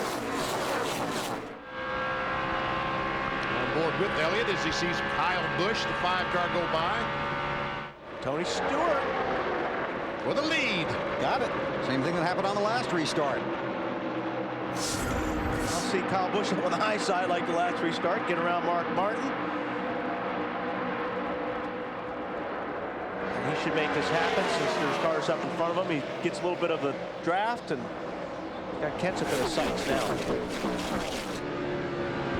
I want to tell you that Elliott Sadler currently runs 33rd. He's one of the chasers, but had to make a couple of extra pit stops to work on the left rear of that car.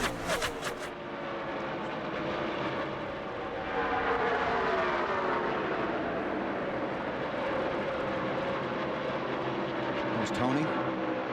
Stewart's car works excellent on the bottom, and Kyle's car, that 5, works excellent on top. As you see him going around the 17 of Matt Kenseth right now. Or trying to. There you go. He's got him. Now let's find out how fast that 5 car is. Well, you know, you pass him on the high side because, you know, those 2 cars aren't running the same place at the racetrack. So Kyle should be able to get up alongside of him. Top 4 drivers in the race to the chase are locked in.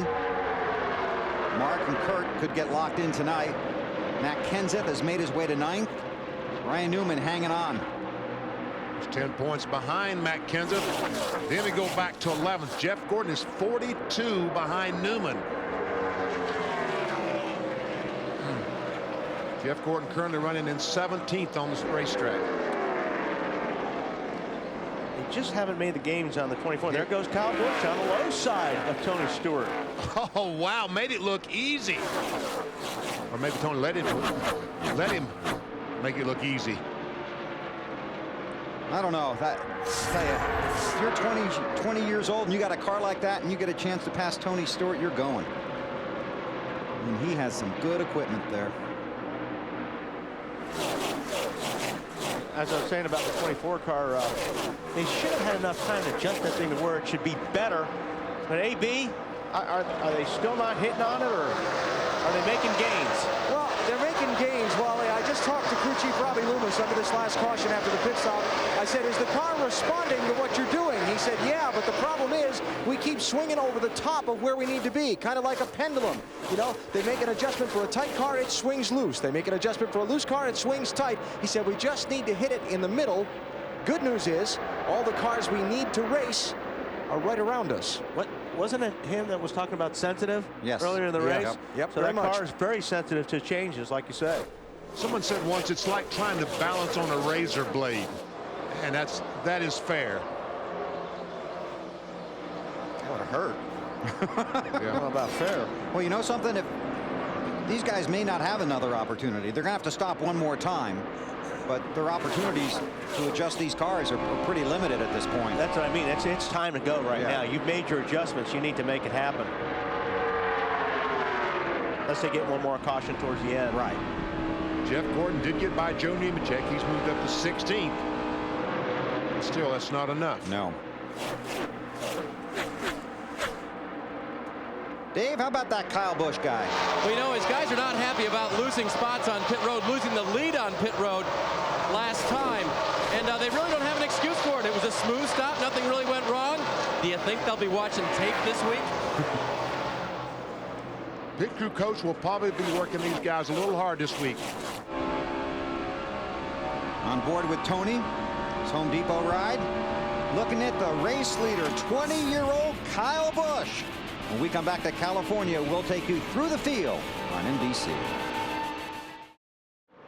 This 9 car of Casey Kane is a rocket. He is flying and doing it on the outside. He's passed them all on the outside. Restarted 11th on lap 170. We're on lap 180 now, and he's up to 5th. Well, he's 4th now. Just past Mark Martin on the high side. How about that? On the move. And still, he passed Mark and was still the fastest car that lap. Bill Elliott off the pace. Hey, just want to talk Casey Kane for a second, Bill. Remember that the crew has been talking about working through the night to get this car accommodated to track conditions. A little while ago, Ray Evernham, the team owner, jumped on the radio, told Casey he's running faster times than the race leader. That was before that last pit stop. We're seeing it again after the pit stop. He's just heading to the front. Pretty fast right now. He's fast again that lap. We'll see. Coming out of 4 now. He's catching them. Keep an eye on Casey. Dave, what do you know about Bill? Yeah, he came in a while back, guys, overheating, trash on the grill. Have we talked about that before? I think he's one of the victims now. The crew looks underneath again, and they're moving pretty slowly. Yeah, that sounded, that didn't sound good when we went to his in-car earlier. This is for second. Matt Kenseth inside of Tony Stewart. So do you think maybe that 20 car is not as good as it was? Well, here's where you've got to keep up with the track changing, and the guys that just hit the setup right on these pit stops look like heroes, like the guy in the 9 car. Those guys just hit it right. He's passed 7 or 8 cars in the last 5 laps. Man, that 9 car is absolutely, he looks like he's got 8 cylinders and the rest of them got 6. And Jeff Gordon is moving forward. He is up to the 14th position. There he and Ryan Newman, and this is a battle, folks, for that 10th position in the chase for the NASCAR Nextel Cup. Gordon falls in behind Newman. He's behind him on the track and behind him by 1 point right now in the championship standings. Snyder. And you guys are exactly right. Ryan Newman in front of this pack, also trying to keep himself in the chase for the championship. Upset with his car now on this run. Says the car way too free, and he can't get back to the gas. He's having to wait on it in the middle of the corner. Alan? In his meeting with his pit crew just before the start of this race, Robbie Loomis told his team that the word of the night was synergy. I said, well, what does that mean? He said, everybody has to work together to pick each other up. Last week at Bristol, when we got behind, the crew gained some spots on pit road. That energized Jeff behind the wheel. He got some more spots on the racetrack. The crew got some spots on the last pit stop. They've stayed after their adjustments all night, and I think the driver's coming alive behind the wheel as we get, oh, that checkered flag starting to come into sight. Wow. Okay. Jeff Gordon drove that car in there forever. He got the position, but obviously he slid up the racetrack, but he's going to get the spot back here. And Riggs is in that battle for position as well in the 12 car and the 10 car round. All right, as we watch Jeff Gordon, it's time to cue the duck in the truck. I love that duck. Here's our Aflac trivia question. Who is the only driver to win a California race and a Cup championship in the same year? These are too easy. Well, I guess since Jeff Gordon is on screen, that would be the answer. Well, there you go. 3-time winner at this track. 4-time series champion. Desperately trying to race his way into the chase for the Nextel Cup. I think I'm starting to figure out how the answers come about now. You got it?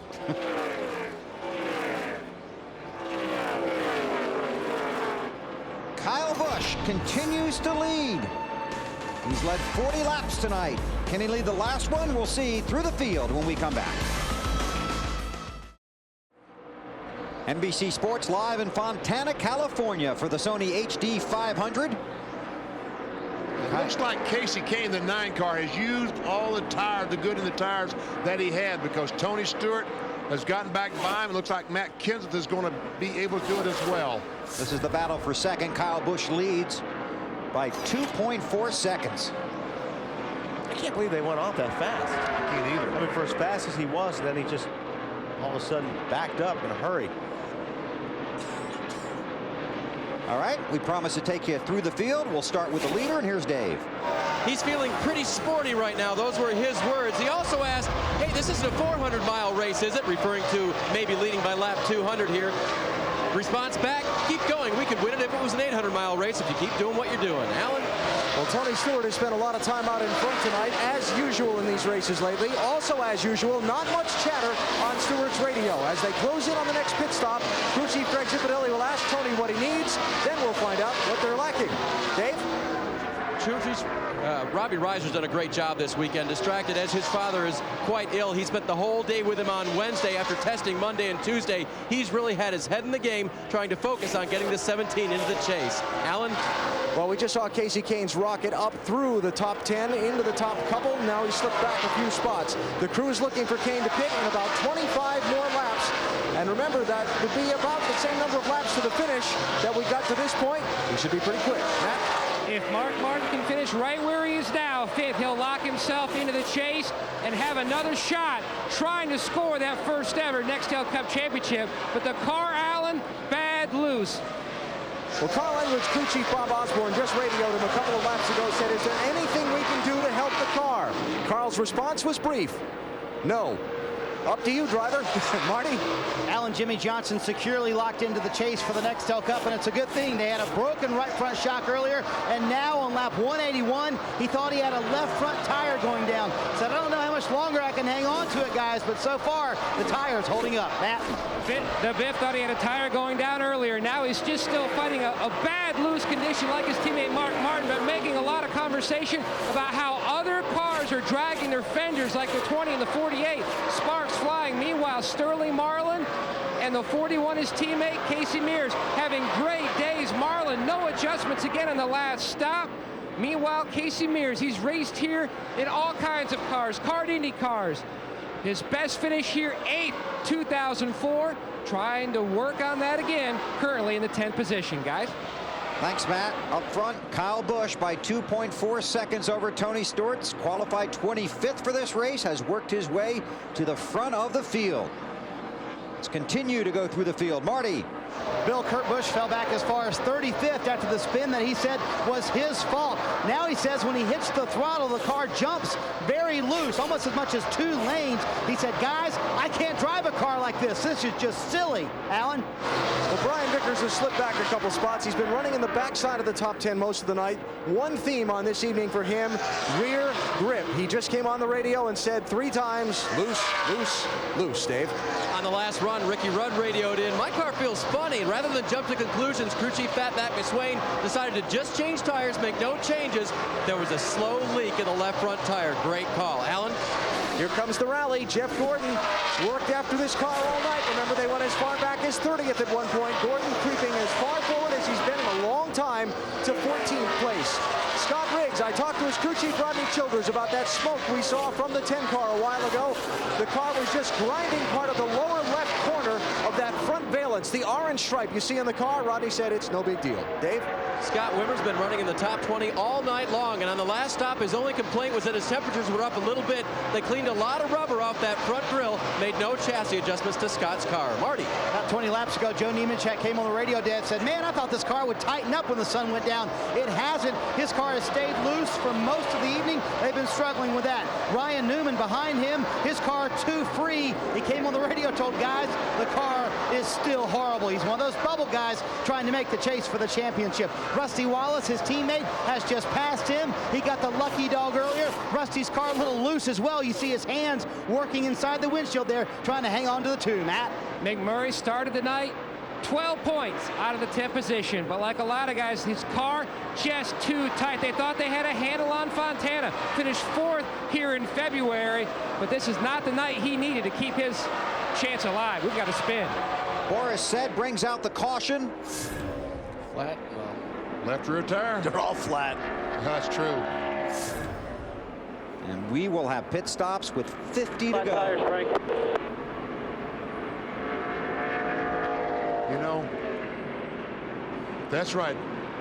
With 50 to go, and some cars, if it goes green, can't make it 50 laps. And you're right at the part where you got to think about green, white, checkered. Yeah, man, oh man, what a tough deal.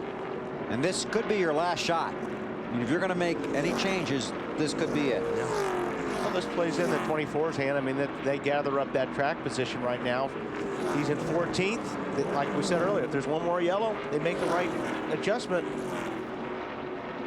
That has been a very, very impressive comeback by Jeff Gordon. Well, we talked about it on the Bank of America Countdown to Green. For Carl Edwards, Matt Kenseth, Ryan Newman, Jeff Gordon, Jamie McMurray, these are more than just pit stops in a race. These could be the pit stops of the season.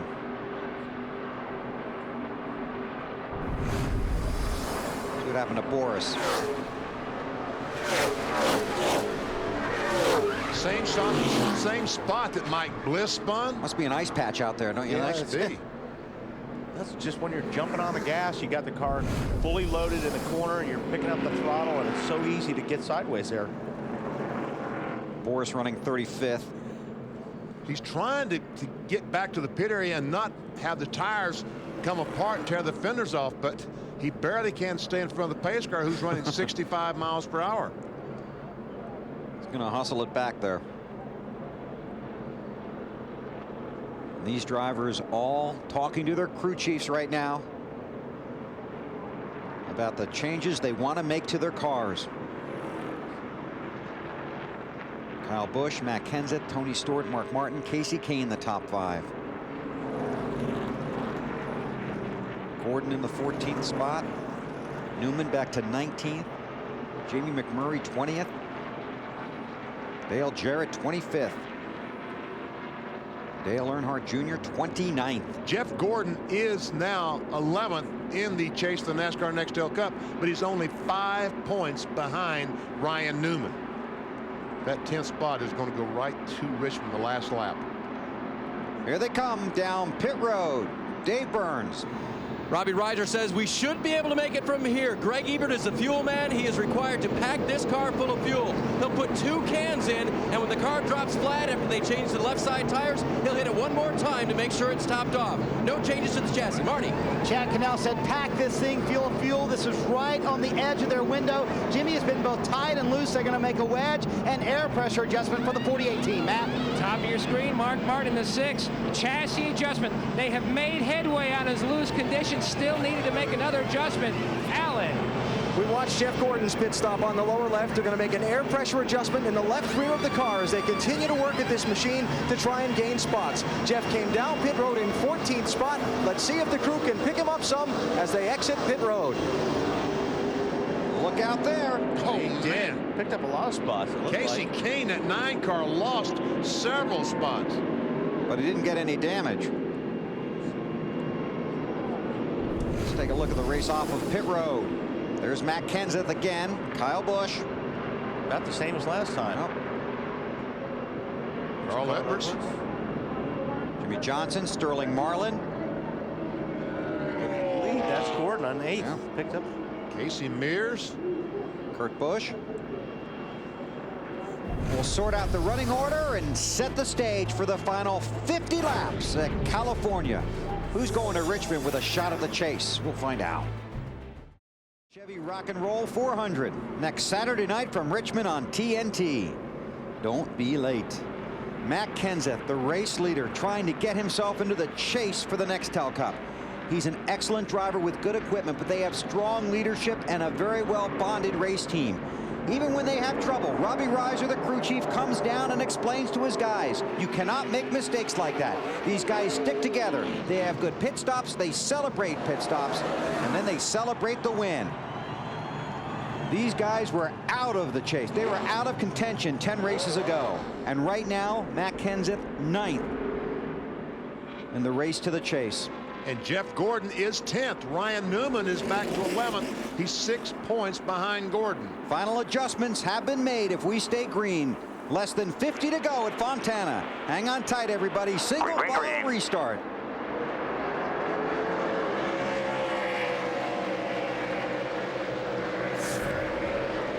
Jimmy Johnson underneath Carl Edwards. Right off the bat.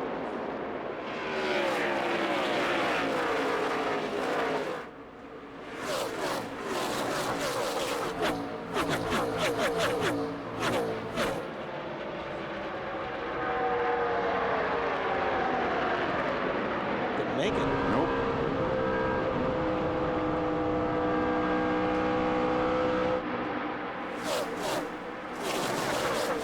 Marty? This has been a wild night for the 48 team, Bill. Obviously, they're securely in the championship. They hit the wall at lap 55, had a broken right front shock, thought he had a left front tire going down, got the caution that they needed on the last time. Jimmy said the car is very good. He apologized to the guys for hitting the wall, but he said, you'd be proud of me. I didn't lift when I hit the wall. I drove right through it. Alan? Well, I just talked to Robbie Loomis, Jeff Gordon's crew chief. I asked him if they had enough fuel to make it to the finish. His response, good Lord willing. They're trying to hang on, stay somewhere around those cars they're racing with for a place in the chase, and see if they can sneak into the top 10 by the time the checkered flag waves. We're going to find out right now who's got what. Because you have got to pick up the positions while the field is tightly bunched. That's Kurt Busch underneath Jeff Gordon. And the 41 car, Casey Mears, has been fast all night. Marty about the 97. You know, well, he made a great point, BP. He said it's unbelievable the pace at night, how much faster it is than it was during the day. Kurt said his car very unpredictable. When he hits the gas, he wants to jump up the racetrack, sometimes as many as 2 lanes, and that's got to be a very uncomfortable feeling for a driver. Especially when you're on the outside of that guy. That's exactly right. Do you like Casey Mears' car tonight in his run, BP? I do, yes. He the 41 car. When he made an unscheduled stop, got a lap down, and on one of the restarts started in front of the leader and just simply drove away from Tony Stewart. Look at that 10 car smoke those tires on the fender. I think that's more than skirt rubber. Yeah. It's Kyle Busch looking at the leader, Matt Kenseth. And 2 laps ago, Kyle Busch ran his fastest lap of the night. He is fast in that 5 car. Going back up to the high side. Ooh, a little loose right there. Coming off of turn 4. All the folks in Foreman Beach, Florida, very happy for Alan Gustafson, the crew chief. It's easy for you to say. Yeah, I know it is. I struggled with that one. But I did want to give Alan some credit. There you go. Yeah, now he's working the low side. Boy, that 5 car works just about anywhere. 20-year-old Kyle Busch trying to pass former series champion Matt Kenseth for the lead in California, and he's got it. Dave Burns. After the 17 car beat them off pit road, Kyle Busch radioed back to his crew. Hey, you guys know that 17 team is a team to beat every week. Don't worry about it. Crew chief Alan Gustafson radioed, you bet, BP, radioed back to his driver. Hey, we appreciate you making up for it on the track, buddy. He's doing that.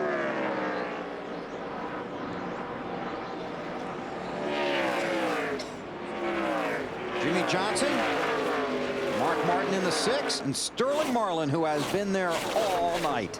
That's 5th, 6th, 7th, and 8th. Kurt Busch is there in the 97. Matt Bill, at practice, Mark Martin told me at the end of practice Friday night, whatever your car is doing, that's where it will be magnified. If you're loose, it'll really be loose. The 8 is smoking. Dale Earnhardt Jr. The engine's going up, Bill. Off the pace, was running 30th. And if anyone believed that Junior still had a shot, Cinderella Man season and his chances at the chase right here, going up in smoke. Oh, yeah. Well, that big, though. That diesel finally did blow up. Yeah, it did.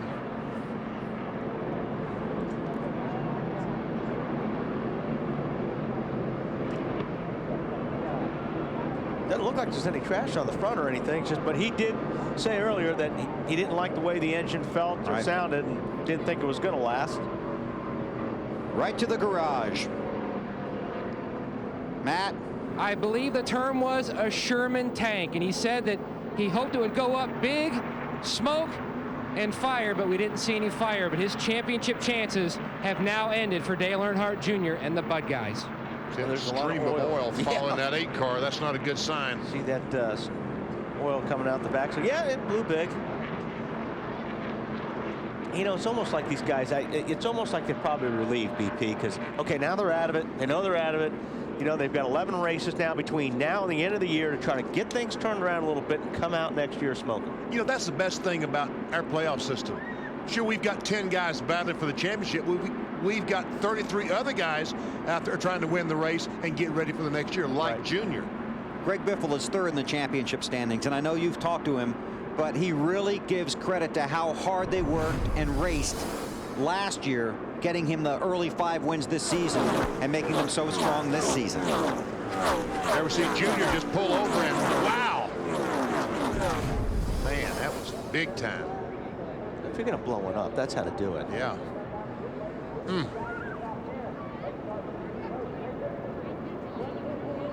All right, now we don't have a problem with fuel.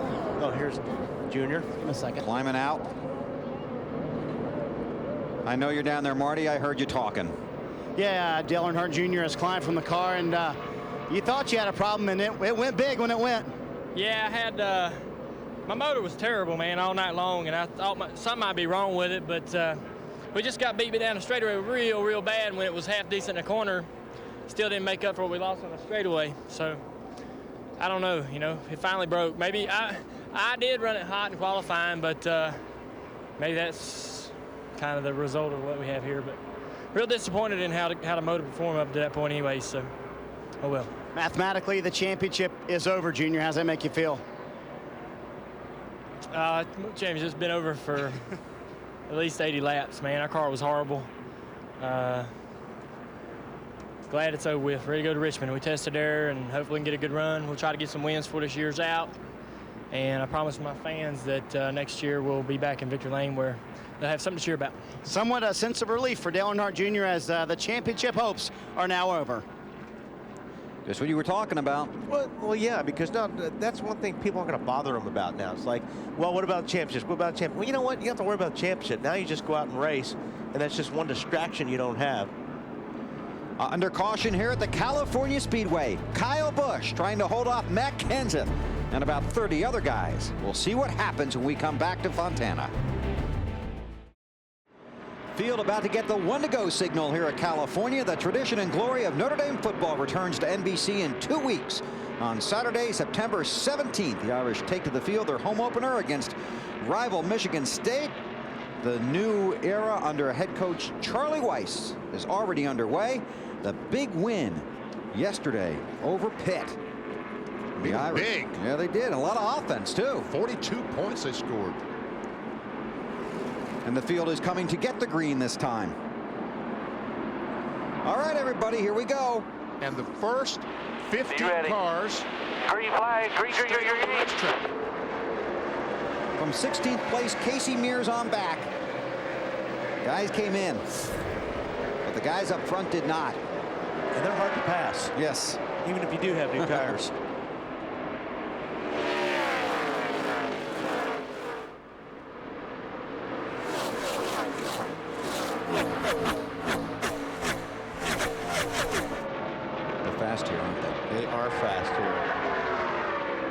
Turn 1, these cars will be approaching 200 miles per hour.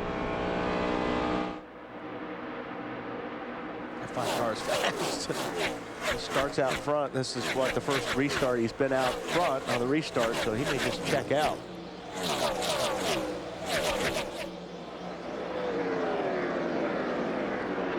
Casey Kane with Ricky Rudd on his bumper. How about Casey, AB? Well, a couple things about the 9 car here, Bill. First of all, Tommy Baldwin wanted Casey to pit on that last caution. The driver overruled. I guess he's got the steering wheel in his hand. Second thing, as you watch Tony Stewart trying to move to the front, is that Casey's car is good for about 25 laps, then falls off. We had a few more than 25 to go when we went to that restart. Our pole sitter, Carl Edwards, goes by Tony Stewart, takes over that 3rd position. Don't forget, he spun earlier. Right. Don't forget, he was pretty fast earlier. Yes. Carl led 21 laps early in this race and won last night. Alan? Just talked to Carl Edwards crew chief Bob Osborne, Bill. That what picture you're seeing now, free air in front of the 99 car, that's what they need to go fast. They couldn't go fast in traffic earlier because their car wouldn't perform well, and Bob didn't want to adjust it to drive well in traffic because then when they got out front, like with a chance to win the race, it wouldn't be as good as it needs to be. Boy. So they waited on it. Good pit stop, got him track position. Let's see what he can do. I think we're going to see a lot of interesting stories play out in these final 32 laps. Boy, we have Jeff Gordon. We talked about him being 10th. He's now back to 13th. Ryan Newman got by him, so it's now Newman 10th in the chase for the NASCAR Nextel Cup. I'm surprised they didn't come in that last pit stop, the 24, Jeff Gordon. I mean, obviously the car's still not handling the way that it should. I figured they'd come in for one more adjustment. And the guys behind them, just 3 spots did. They all did, all of them. Matt, what's up with Casey Mears? Well, Bill, he took 2 tires in the last stop, had a great race car all night, but something is amiss. You can see him swerving back and forth. Something is amiss in the chassis, possibly broken sway bar. He's not sure, trying to feel it out. It may be just 2 tires. Did you say he took 2 tires? No, he's got something severely wrong with that car. Well, he's doing that with this. Matt. He is saying that he believes, you can see him swerving back and forth, broken sway bars, his diagnosis. Tough. You're right, Matt. That is a tough break. We had a lot of people here cheering for him tonight. Still working to see if he can figure it out. Tell you what, he better park. Casey Kane, that 9 car, goes by Mark Martin, takes over 6th. See how long he can keep up that pace this time. Looking at Jimmy Johnson in the 48. I tell you what, if he can stop with 25 laps to go, they couldn't beat him. So that's what he's hoping for. Yeah, right.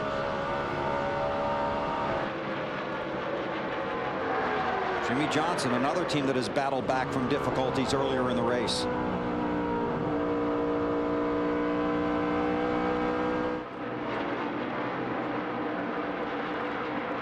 Kane pulling up on the bumper of Johnson.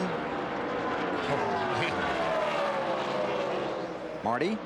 It's been a great homecoming for Jimmy Johnson after all the problems they've had. We saw him earlier go home and take us through San Diego. There's a group of his friends watching the race on the beach in San Diego, pulling for Jimmy now. And as Chad Knaus just told Jimmy, if we get out of here with a top 10, we're a happy bunch. Well, this race is big for them because they're already in the chase, but they need momentum. Momentum going into New Hampshire in 2 weeks. And his teammate, Jeff Gordon, something's going on with the 24 car because he's falling back now to the 19th position. Alan, what's going on? Well, Benny, some of these guys passing Jeff were guys that stopped and took tires under that last caution. Robbie Loomis was talking with Jeff on the radio. Basically, Jeff was watching his rearview mirror. If he saw the cars right behind him pit, he was going to pit. The first few cars behind him stayed out. Jeff stayed out, and they're probably regretting that now. I'll guarantee you they're regretting that call. Carl Edwards goes by Kenseth into the 2nd spot. He's a 2nd behind Kyle Busch. Can he catch him? Edwards won the Busch race here last night. Fast as the leader.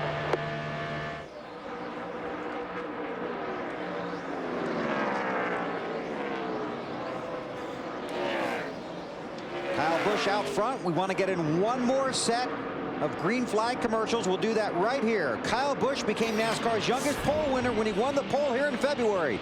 He could become the youngest Nextel Cup winner ever tonight. NBC Sports live at the California Speedway for NASCAR Nextel Cup Racing, presented by McDonald's. 226 of 250 laps are complete. Kyle Busch out front, looking for his first Nextel Cup Series victory. Log on to NBCSports.com for previews and predictions on each Nextel Cup race by Benny Parsons. There's also analysis by Benny and Alan Bestwick on the hottest topics, including the upcoming chase for the Nextel Cup. It's all at NBCSports.com. Take a look at the championship standings as we close in on the 20 to go mark. Stewart, Johnson, Biffle, Wallace, all locked in. Martin's got a shot at locking in tonight. Same for Kurt Busch. The real race starts back there at 8th. Carl Edwards has really opened up some ground over Matt Kenseth now. But Kenseth has gone from 11th to 9th. Newman back from 9th to 10th. And Jeff Gordon was in 10th. Here are the guys. Here are the guys that are the chasers right now. McMurray 50 back. Gordon has dropped 62 behind. Elliott Sadler hanging on by a thread. And behind Newman in 10th spot. Let's check in on the chasers, starting with Allen and the 99 of Carl Edwards. Well, no matter how the night comes out from this point forward, it's been a tremendous rally for Carl Edwards. Bill, from down in 38th up to 2nd. He just called into his crew chief, said the car is tight in the center, means he doesn't have the front end grip he needs to cut in the corner. The crew said, just take care of it, we're okay. Dave? Last week, Matt Kenseth broke a 56-winless drought by winning at Bristol. Tonight, they're running extremely well, and that's good because they tested at Richmond last Monday and Tuesday. They didn't have a very good test. He needs to make his mark here.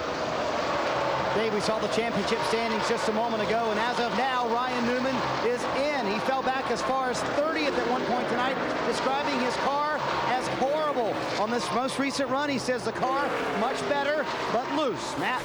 Jamie McMurray, he has lost the handle. They've tried to tweak the car. It is still bad tight. You saw the standings. 50 points out of the chase at this juncture, hoping that they can get a good run here to go into Richmond and not have to have a solid run there, Dave, but it's not looking good. Kevin Harvick's crew has been working hard all night to try to figure out why this car is so loose. In fact, they at one point put the tires slated for the front of the car on the rear and the tires slated for the rear on the front to see if it would help, and it hasn't. Dave, Elliott Sadler running back in the 23rd position. Now, he made a second pit stop earlier in the race, lost a lot of track position, added a spring rubber. The car extremely loose, not able to tighten it up. The 88 car of Dale Jarrett made a pit stop the last time. They made a pit stop before that. They've made a lot of stops tonight. This brand new race car for them just will not handle. They've been up and down on the track bar. It's been loose. It's been tight. It's been all over the place. A lot to handle tonight for DJ. Alan? Well, earlier this afternoon before the race started, Robbie Loomis, Jeff Gordon's crew chief, told me that because this close race to the chase is so important, the pressure was on the crew chief to make exactly the right strategy call at the end of the race. They made the call not to pit on the last caution. Jeff has slipped from 13th back to 28th. They need a yellow flag badly. Jeff wants to get these tires off that race car. Thanks, guys. It might be too late for the 24 now. Yeah, even if the caution came out. They're in trouble right now. Big trouble. Because even if they got in and changed tires, they have no track position whatsoever. Bobby Hamilton Jr. in the 32 Tide ride alongside of Gordon. Jeremy Mayfield right behind him. He's all over the place. Yes, he is. And he doesn't want anybody on his rear bumper. I'll guarantee you that if he's loose. No. He wants that 19 car someplace else behind, besides being behind him. Because when the car pull up behind you, it does loosen you up a great deal. Gordon has slipped from 10th in the standings to 12th. 59 out of the last chase position. You're not missing anything up front. Kyle Busch by 3 seconds over Kenseth and Carl Edwards.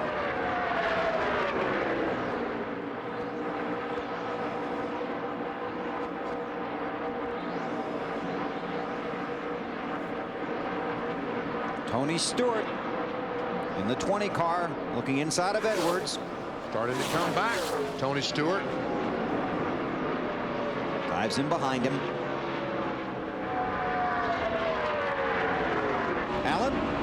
I just talked to Greg Zipadelli before that last restart, Bill. He told me they adjusted their car for the longer run.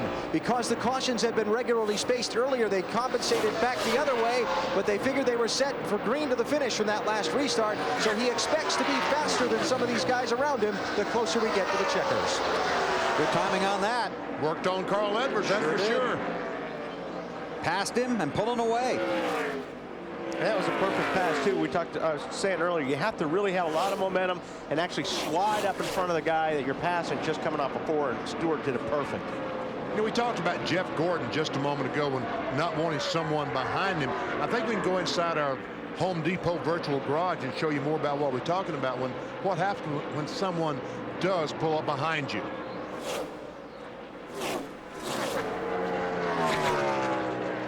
Just like that. The 9 car behind the 99.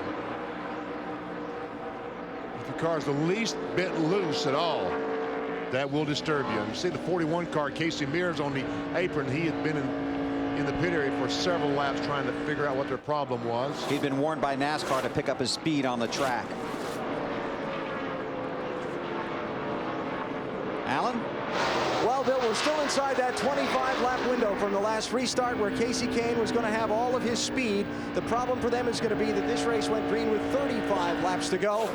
When they get down to these next 10 laps or so, we'll see if they've made it better or if they slip back a little bit in the closing miles. Did you see the 99 car on the apron? I mean, when he goes down the corner, and normally your car's tight if you drive down on the apron. If you drive down on the apron like here in 1 and 2, it'll loosen your car up big time. He's right there, but boy, 3 and 4, he was on the apron. Evidently his car is tight and he's trying some way to get it to turn a little bit, to loosen it up some. That'll do it. Alan? Carl Edwards is reporting a loose condition. Really? BP. Needs back end grip, yeah. Huh. I'll tell you what, if he can drive on the apron and be loose, he's my hero. 13 to go. Everybody chasing Kyle Busch. 57, 50 behind.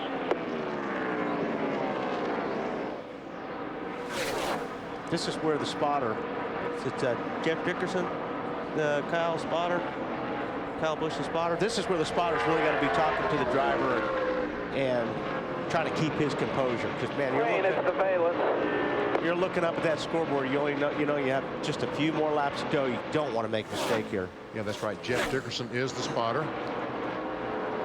12 to go. Kyle Busch from neighboring Nevada. Younger brother of reigning series champion Kurt Busch. 20 years old. Oh, man. Amazing. Oh, boy, he's run good this year. Brian Vickers in the 25 and Mark Martin. That's for 6th. Martin had it. Vickers took it. Alan? Hey, Bill, Brian Vickers' crew chief Lance McGrew is from Baton Rouge, Louisiana. He has had several friends who had to evacuate from the New Orleans area this week. He reports they all got out ahead of the storm. They're all safe. None know what they'll be going home to when the floodwaters recede. Lance said he's exceedingly proud of the relief effort that the NASCAR community is getting behind and hopes that all the race fans will do the same. And you can go to NASCAR.com, click on the hurricane relief link, and make your pledge. Help out those people in the Gulf Coast.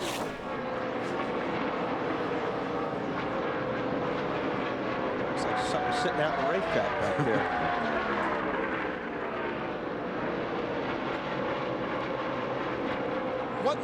What's going on with Ryan? Marty, what's going on with Ryan Newman? He's losing spot after spot. Ryan is very frustrated on the radio, BP, and there's a caution on the racetrack. Boy, this will help Jeff Gordon. Caution is for debris. What'd you see back there? I saw something sitting on the racetrack. That. Well, it wasn't the duck. No. Oh, now what do you do? Now what is that? If you're, oh boy. Kyle Busch has to stay out. Yeah, Gordon's got to come in. Put 4 tires on it. You want to free it up? He's got to make a run here, but he's got a little bit. He's 29th. There's no track position. I mean, whatever he can get, he can get. All he's got to do, what he's got to concentrate on doing is get in front of Newman. Right. Don't worry about everybody else. You got to beat Newman. Right now he's 10 spots behind. But Ryan Newman, I think he's going to pit. I agree. I believe he will too. And what does Newman have to do? Just press your tire up all the way around. It's to beat Gordon. Marty, what did you say was wrong with the 12th car? His car's been extremely loose, and he's been very frustrated, BP, with a spotter. Openly frustrated on the radio, telling him he's not clearing him enough, and Ryan's been upset about that all evening, and it's continued into the night here. All right, here, all cars are coming on pit. All cars. No, now somebody's going to stay out. Yep, they sure are. Somebody surely will stay out. Surely somebody. Now if I'm Jeff Gordon, now I stay out. No, I won't. No? 10 laps, you'll get past about every car in the field if they come in and put tires on. Dave Burns. Kyle Busch said he had to pit. I swear there's something wrong with this thing. So they'll take on 4 tires. Matt Kenseth decided to pit as well. Take on 2 tires on the 5. Ryan Newman is one of those bubble guys. We've talked about it. His car extremely loose. Air pressure adjustments on all 4 tires. Trying to tighten up this 12 car, Matt. The 6 of Mark Martin going for a 4-tire change, chassis adjustment. Still trying to tighten them up. His teammate Greg Biffle took 2 tires. He's already way out. Jeff Gordon is in. They've made a chassis adjustment in the left rear corner of the car already. Going to take 4 tires. Gordon had fallen back to 29th place. They've got nothing to lose. We'll just see how much time they have to make up the ground.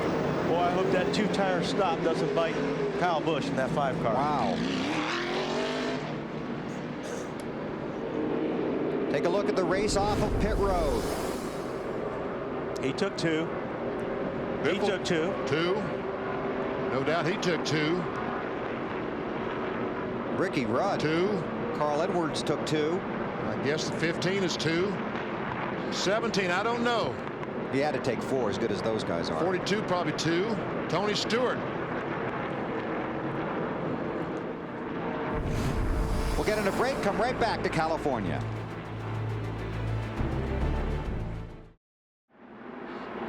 The field is coming out of turn 4 to get the green flag. A handful of strategies playing out here. Some 2-tire and 4-tire stops. Robbie Gordon, the race leader, and Jeff Green in second, did not stop. Well, he'll get past rather quickly, and so will Jeff Green. Kyle Busch got a good restart right here, but he's only taking 2 tires, so he needs a good restart. He needs to get out as far as he can before these guys with 4 tires start hooking up. 7 laps to go. Kyle Busch around Robbie Gordon for the lead.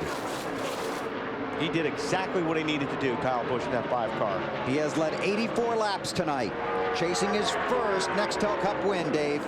And all that clean air he's got, it may be a stroke of good fortune that there was a mistake on pit road. They had intended to take 4 tires. When Kyle pitted, he got too close to the wall. Crew Chief Alan Gustafson said, I had to send you out with 2 because we wouldn't have been able to get the jack at the left side. How about that Brian Vickers going for 2nd spot on the inside, the 25 of Biffle. Couldn't quite make it. And that's what Kyle Busch needs right now, is he needs somebody to be racing that 16 car so he can get away even further, because the guys on 4 tires are going to be coming in a hurry. Matt Kenseth in the 17 on the inside. Man, look at these cars on the back. That's Kurt Busch below the line on the inside of Michael Waltrip. Takes a spot away. Oh, Mark Martin slams the door. Man, this is a wreck looking for a place to happen. 5 to go. Jeff Gordon last time by 27th. Ryan Newman 21st.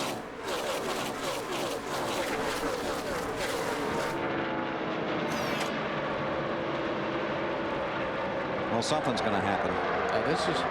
This is basically a shootout right now. I mean, you've got to get everything you can in these next 5 laps. May make a big difference going into Richmond. Sure will. Speeds at the line. Matt Kenseth, the quickest car that time. That's 4 tires, so that shouldn't be too surprising. But not enough. to make up the distance between himself and Kyle Busch in the 5. Trapped behind Brian Vickers right now. Crash. Caution is out. Scott Riggs. 22, is that Wimmer? Dale Jarrett. Wasn't that, was that? That was Wimmer. You're right. I was. Looked like the 88, didn't it? Yeah, it did look like the 88 when he went in there, but it was Scott Wimmer, Caterpillar car. And this is, you know, not surprising with guys taking no tires, guys taking 2 tires, guys taking 4 tires. It normally happens. Well, that's the break that Matt Kenseth needed. And you not think the break Kyle Busch needed? You think we had a shootout before? We really got one now. Yeah. You see the 10 car on Sterling and Marlin on the inside. Some contact between Sterling. Takes Robbie Gordon with him. Like Jeff Burton also in the wall. Wasn't that Jeff Burton? Looked like it.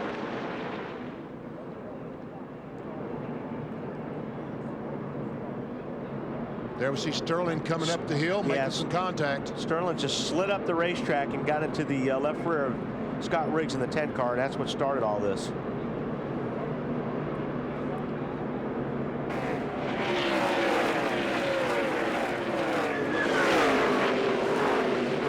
Oh, that's hard contact by Robbie Gordon.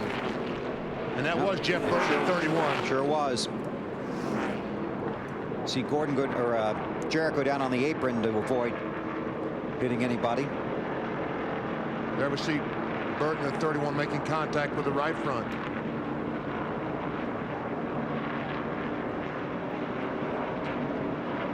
Let's ride along with Jeff Burton here for a second. Inside, 24 inside. Got 2 miles, stay in the middle, easy. Clip this, guys. Not a whole lot you could do right there. I don't think he's very happy. No.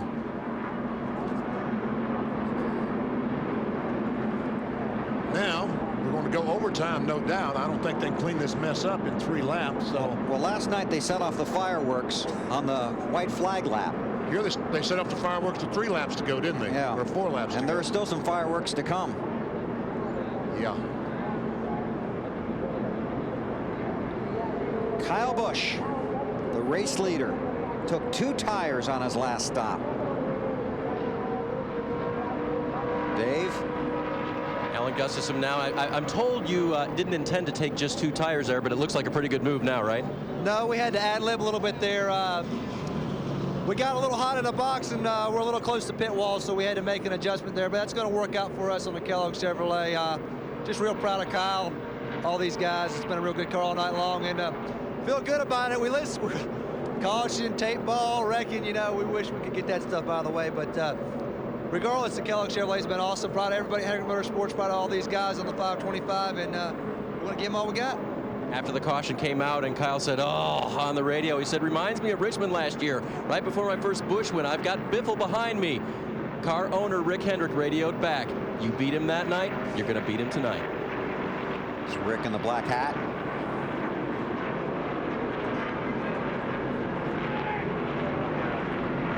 Trying to get his young driver to victory lane, 20-year-old Kyle Busch. Watched his brother win the Nextel Cup Championship last season. He is one worried guy right now because he knows he's sitting there on 2 tires. He knows there's cars behind him that are on 4 tires. That starts working on your head. And you're just trying to really stay focused in that car right now. And he knows that he's got to get a great restart, not make any mistakes, but he is worried.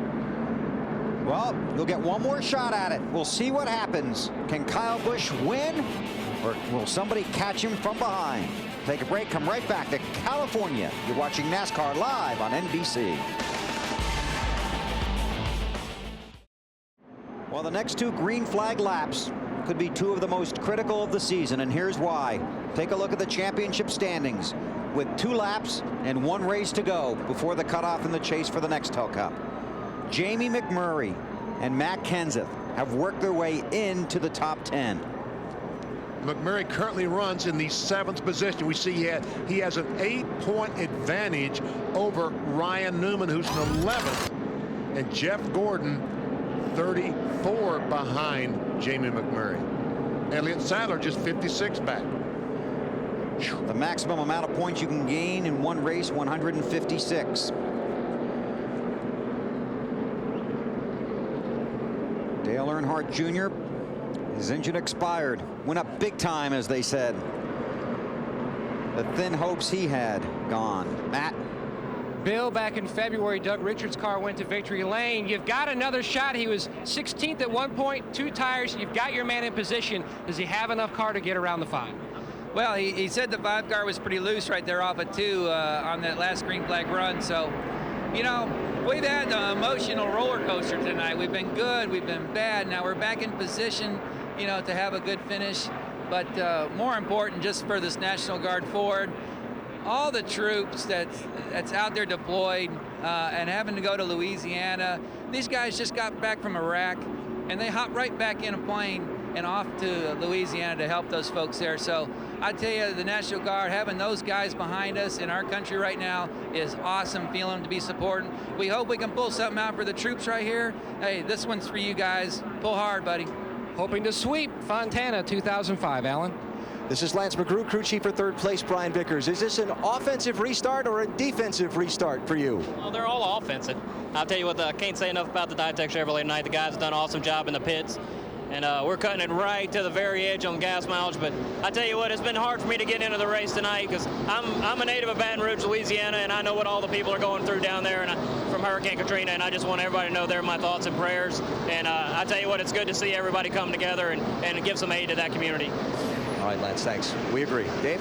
Robbie Reiser now. Robbie, your car has not been as fast as a 5 all night. Will the 4 tires make up the difference? Well, that's why we got them on there. You know, the only way we're going to be able to beat them was put 4 tires on it, so that's what we did, and hope for the best here. All right, they'll hang on for these last few laps. Going to be good, guys. You betcha, Dave. So Kyle Busch on 2 tires, Biffle and Vickers in second and third on 2 tires, Matt Kenseth on 4, Tony Stewart on 4. They're going to take the green flag on lap 252. If they go 2 laps, it's going to, which they will, it's a 254. You know, somebody just might run out of fuel. Yes, I mean, more than one somebody. More than one. And if the caution flag should come out, once the green flag is displayed, if the caution flag does come out, the race is over. NASCAR makes one attempt to give the fans a green flag finish. So the green will come out, then the white, then the checkered flag. If at any time during those 2 laps the caution comes out, the race is over. Now, you know, Biffle was commenting that the 5 car of Kyle Busch was loose off of 2. So what do you think Biffle's going to do off of turn 2? Be on his bumper. He's going to try to get right on the tail of that 5 car, even make him more loose, so he has to check up and he can get the spot. All right, all you here. That's right, it's all you, Kyle. 20-year-old guy on a big restart, looking for his first win. Green flag. Boy, they were really spread out there. A good start, though. We've got 4 or 5 car lengths in between him and Biffle right now.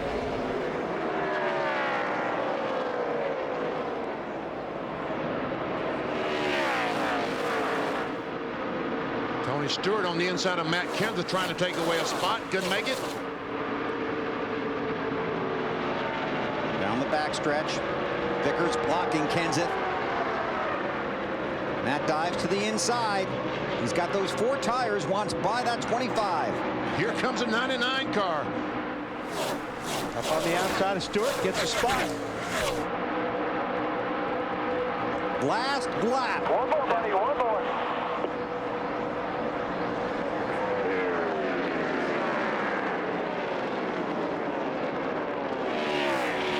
Edwards on the outside of Kenseth. Whoa, he's got that thing hung out. And those points will hurt Matt trying to make the chase. He's going to lose another spot. Tony Stewart. Nerves are already through the roof. Through turns 3 and 4. Tomorrow the headlines will say Busch won at California. Here it is. But it'll be Kyle Busch. Kyle Busch wins at California. Yeah, get it, get it, get it. Yes, next Cup winner by 4 days, Kyle Busch, baby. Yeah.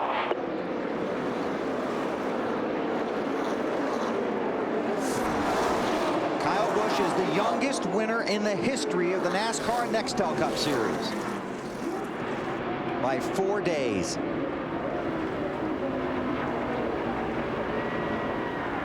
Donald Thomas won at Lakeland Speedway in Georgia. He was 20 years old, 4 months and 6 days. Busch is 20 years, 4 months and 2 days. That's pretty awesome. At least the fireworks was on cue tonight. I kind of liked it last night. Dave Burns. You talked about Kyle Busch being 20 years old. Here's his young crew chief, Alan Gustafson. What about that run for Kyle? Unbelievable, unbelievable. I just got to thank everybody at Kellogg's, Hendrick Motorsports, all that 525 team. Awesome effort, you know. It's a team effort. Kyle Busch drove his heart out. CarQuest, GMAC, Delphi, everybody supported us. Long time coming. We really wanted to get Kyle that youngest winner record, and we just barely got it, so we feel good. All right, go celebrate. Alan runs across the wall with the rest of his team. Kyle's out there doing donuts, Bill. Thank you, David. Chevrolet congratulates Kyle Busch and the 5 team on today's win in their Monte Carlo. The defending manufacturer's champion takes win number 569 overall. Chevy, the revolution races on. He's not on fire, is it?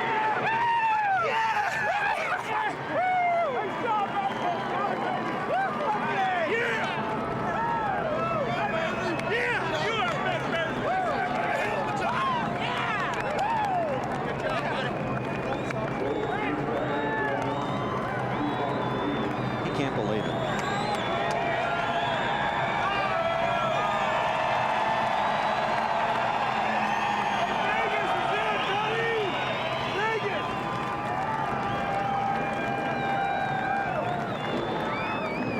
Let's take a quick look at the championship standings. 1 race remains before the cutoff in the chase for the Nextel Cup. That's next Saturday night at Richmond. You'll see it live on TNT.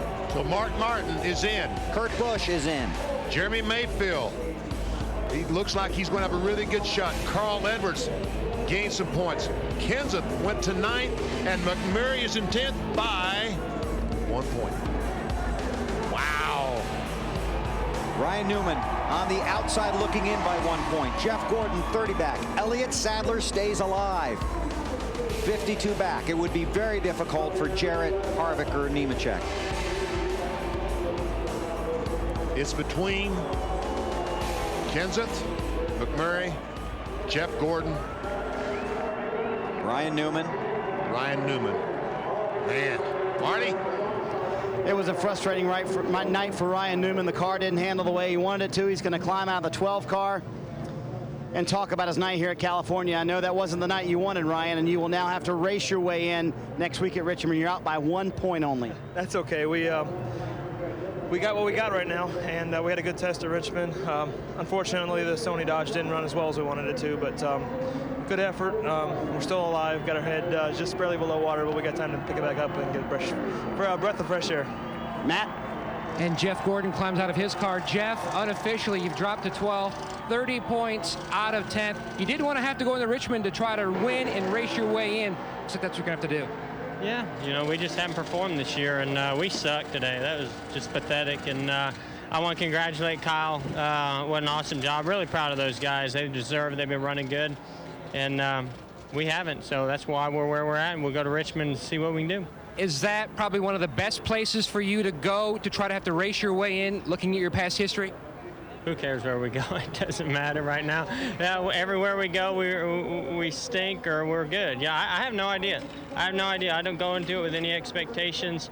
Certainly what we've done in the past doesn't mean anything right now. You know, we had a good test there. I thought we had a great car going in tonight, and obviously that wasn't the case, so why should I be the one predicting what's going to happen in Richmond? See you next week. Jeff Gordon at the race his way in next week, Dave. Greg Biffle finished 3rd last week, 2nd this week. Greg, how important is it for you guys to run so well now that you're solidly in the chase? Well, it's really important. We wanted to win here tonight, and just Kyle got a great restart there, and congratulations to Kyle Busch and that whole Hendricks team. Those guys have been, coming on a win for a long time, and it's exciting for your first win, and you know, just a great job by the guys in the pits. You know, we put spring rubbers in, adjusted the heck out of that race car tonight, and tight to loose to just can't drive it. But just thoughts and prayers with everybody in the Gulf Coast and all the National Guard folks down there helping everybody. And I know there's a lot of soldiers called to duty to go down there, and we're just thinking about all of them. All right, Greg came up just a bit short tonight. Someone who did not is standing by with Alan. And as he gets unstrapped from the car, Big Brother is leaning in the window, sharing a congratulatory thought. Proud of you, buddy. And stepping back to let young brother Kyle have his moment in the spotlight as he has scored his first NASCAR Nextel Cup Series win tonight here in California. We heard from Kyle earlier in the evening about the frustration at being so close to winning and not being able to just find a way to victory lane. He's here now.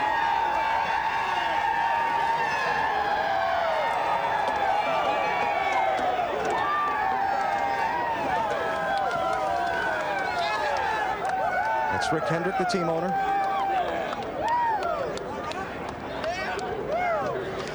Kyle, we talked earlier this weekend about the frustration at not quite being able to get that first win. You've gotten it now. What are your thoughts?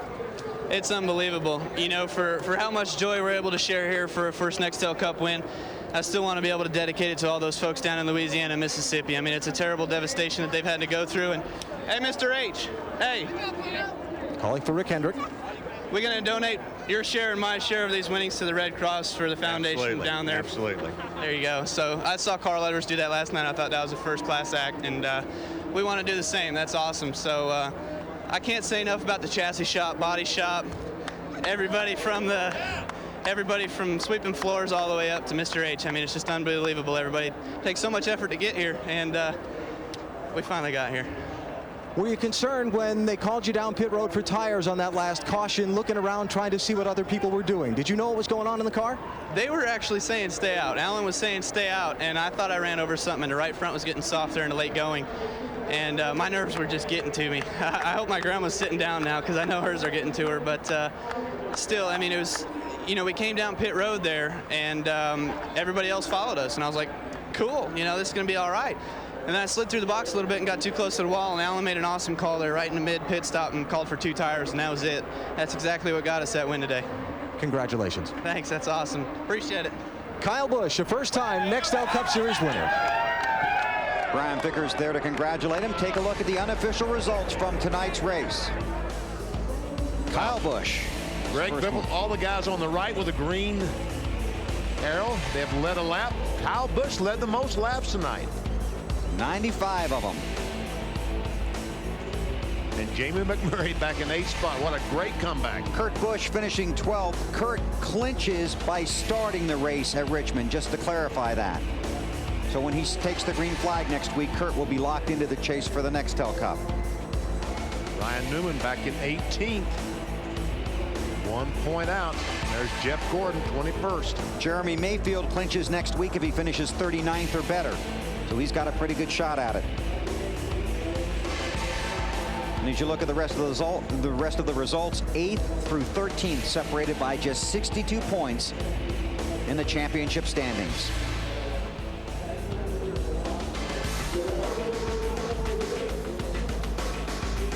So there you have it.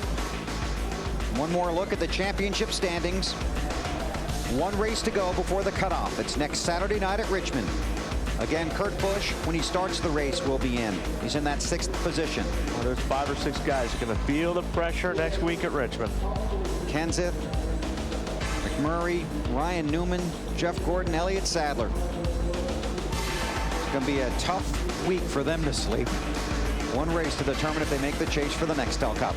Next weekend on TNT, NASCAR moves to Richmond, Virginia for the last event in the race for the chase. Friday night, it's Bud Pole qualifying at 6 Eastern, followed by the NASCAR Busch Series race. Then on Saturday, it's the Chevy Rock and Roll 400 beginning at 7 Eastern, the race that will determine the 10 men that will chase the 2005 Nextel Cup. Coming up next on NBC, except on the West Coast, your late local news. Thanks for having us in for the race. Have a great Labor Day weekend. Kyle Busch wins at California.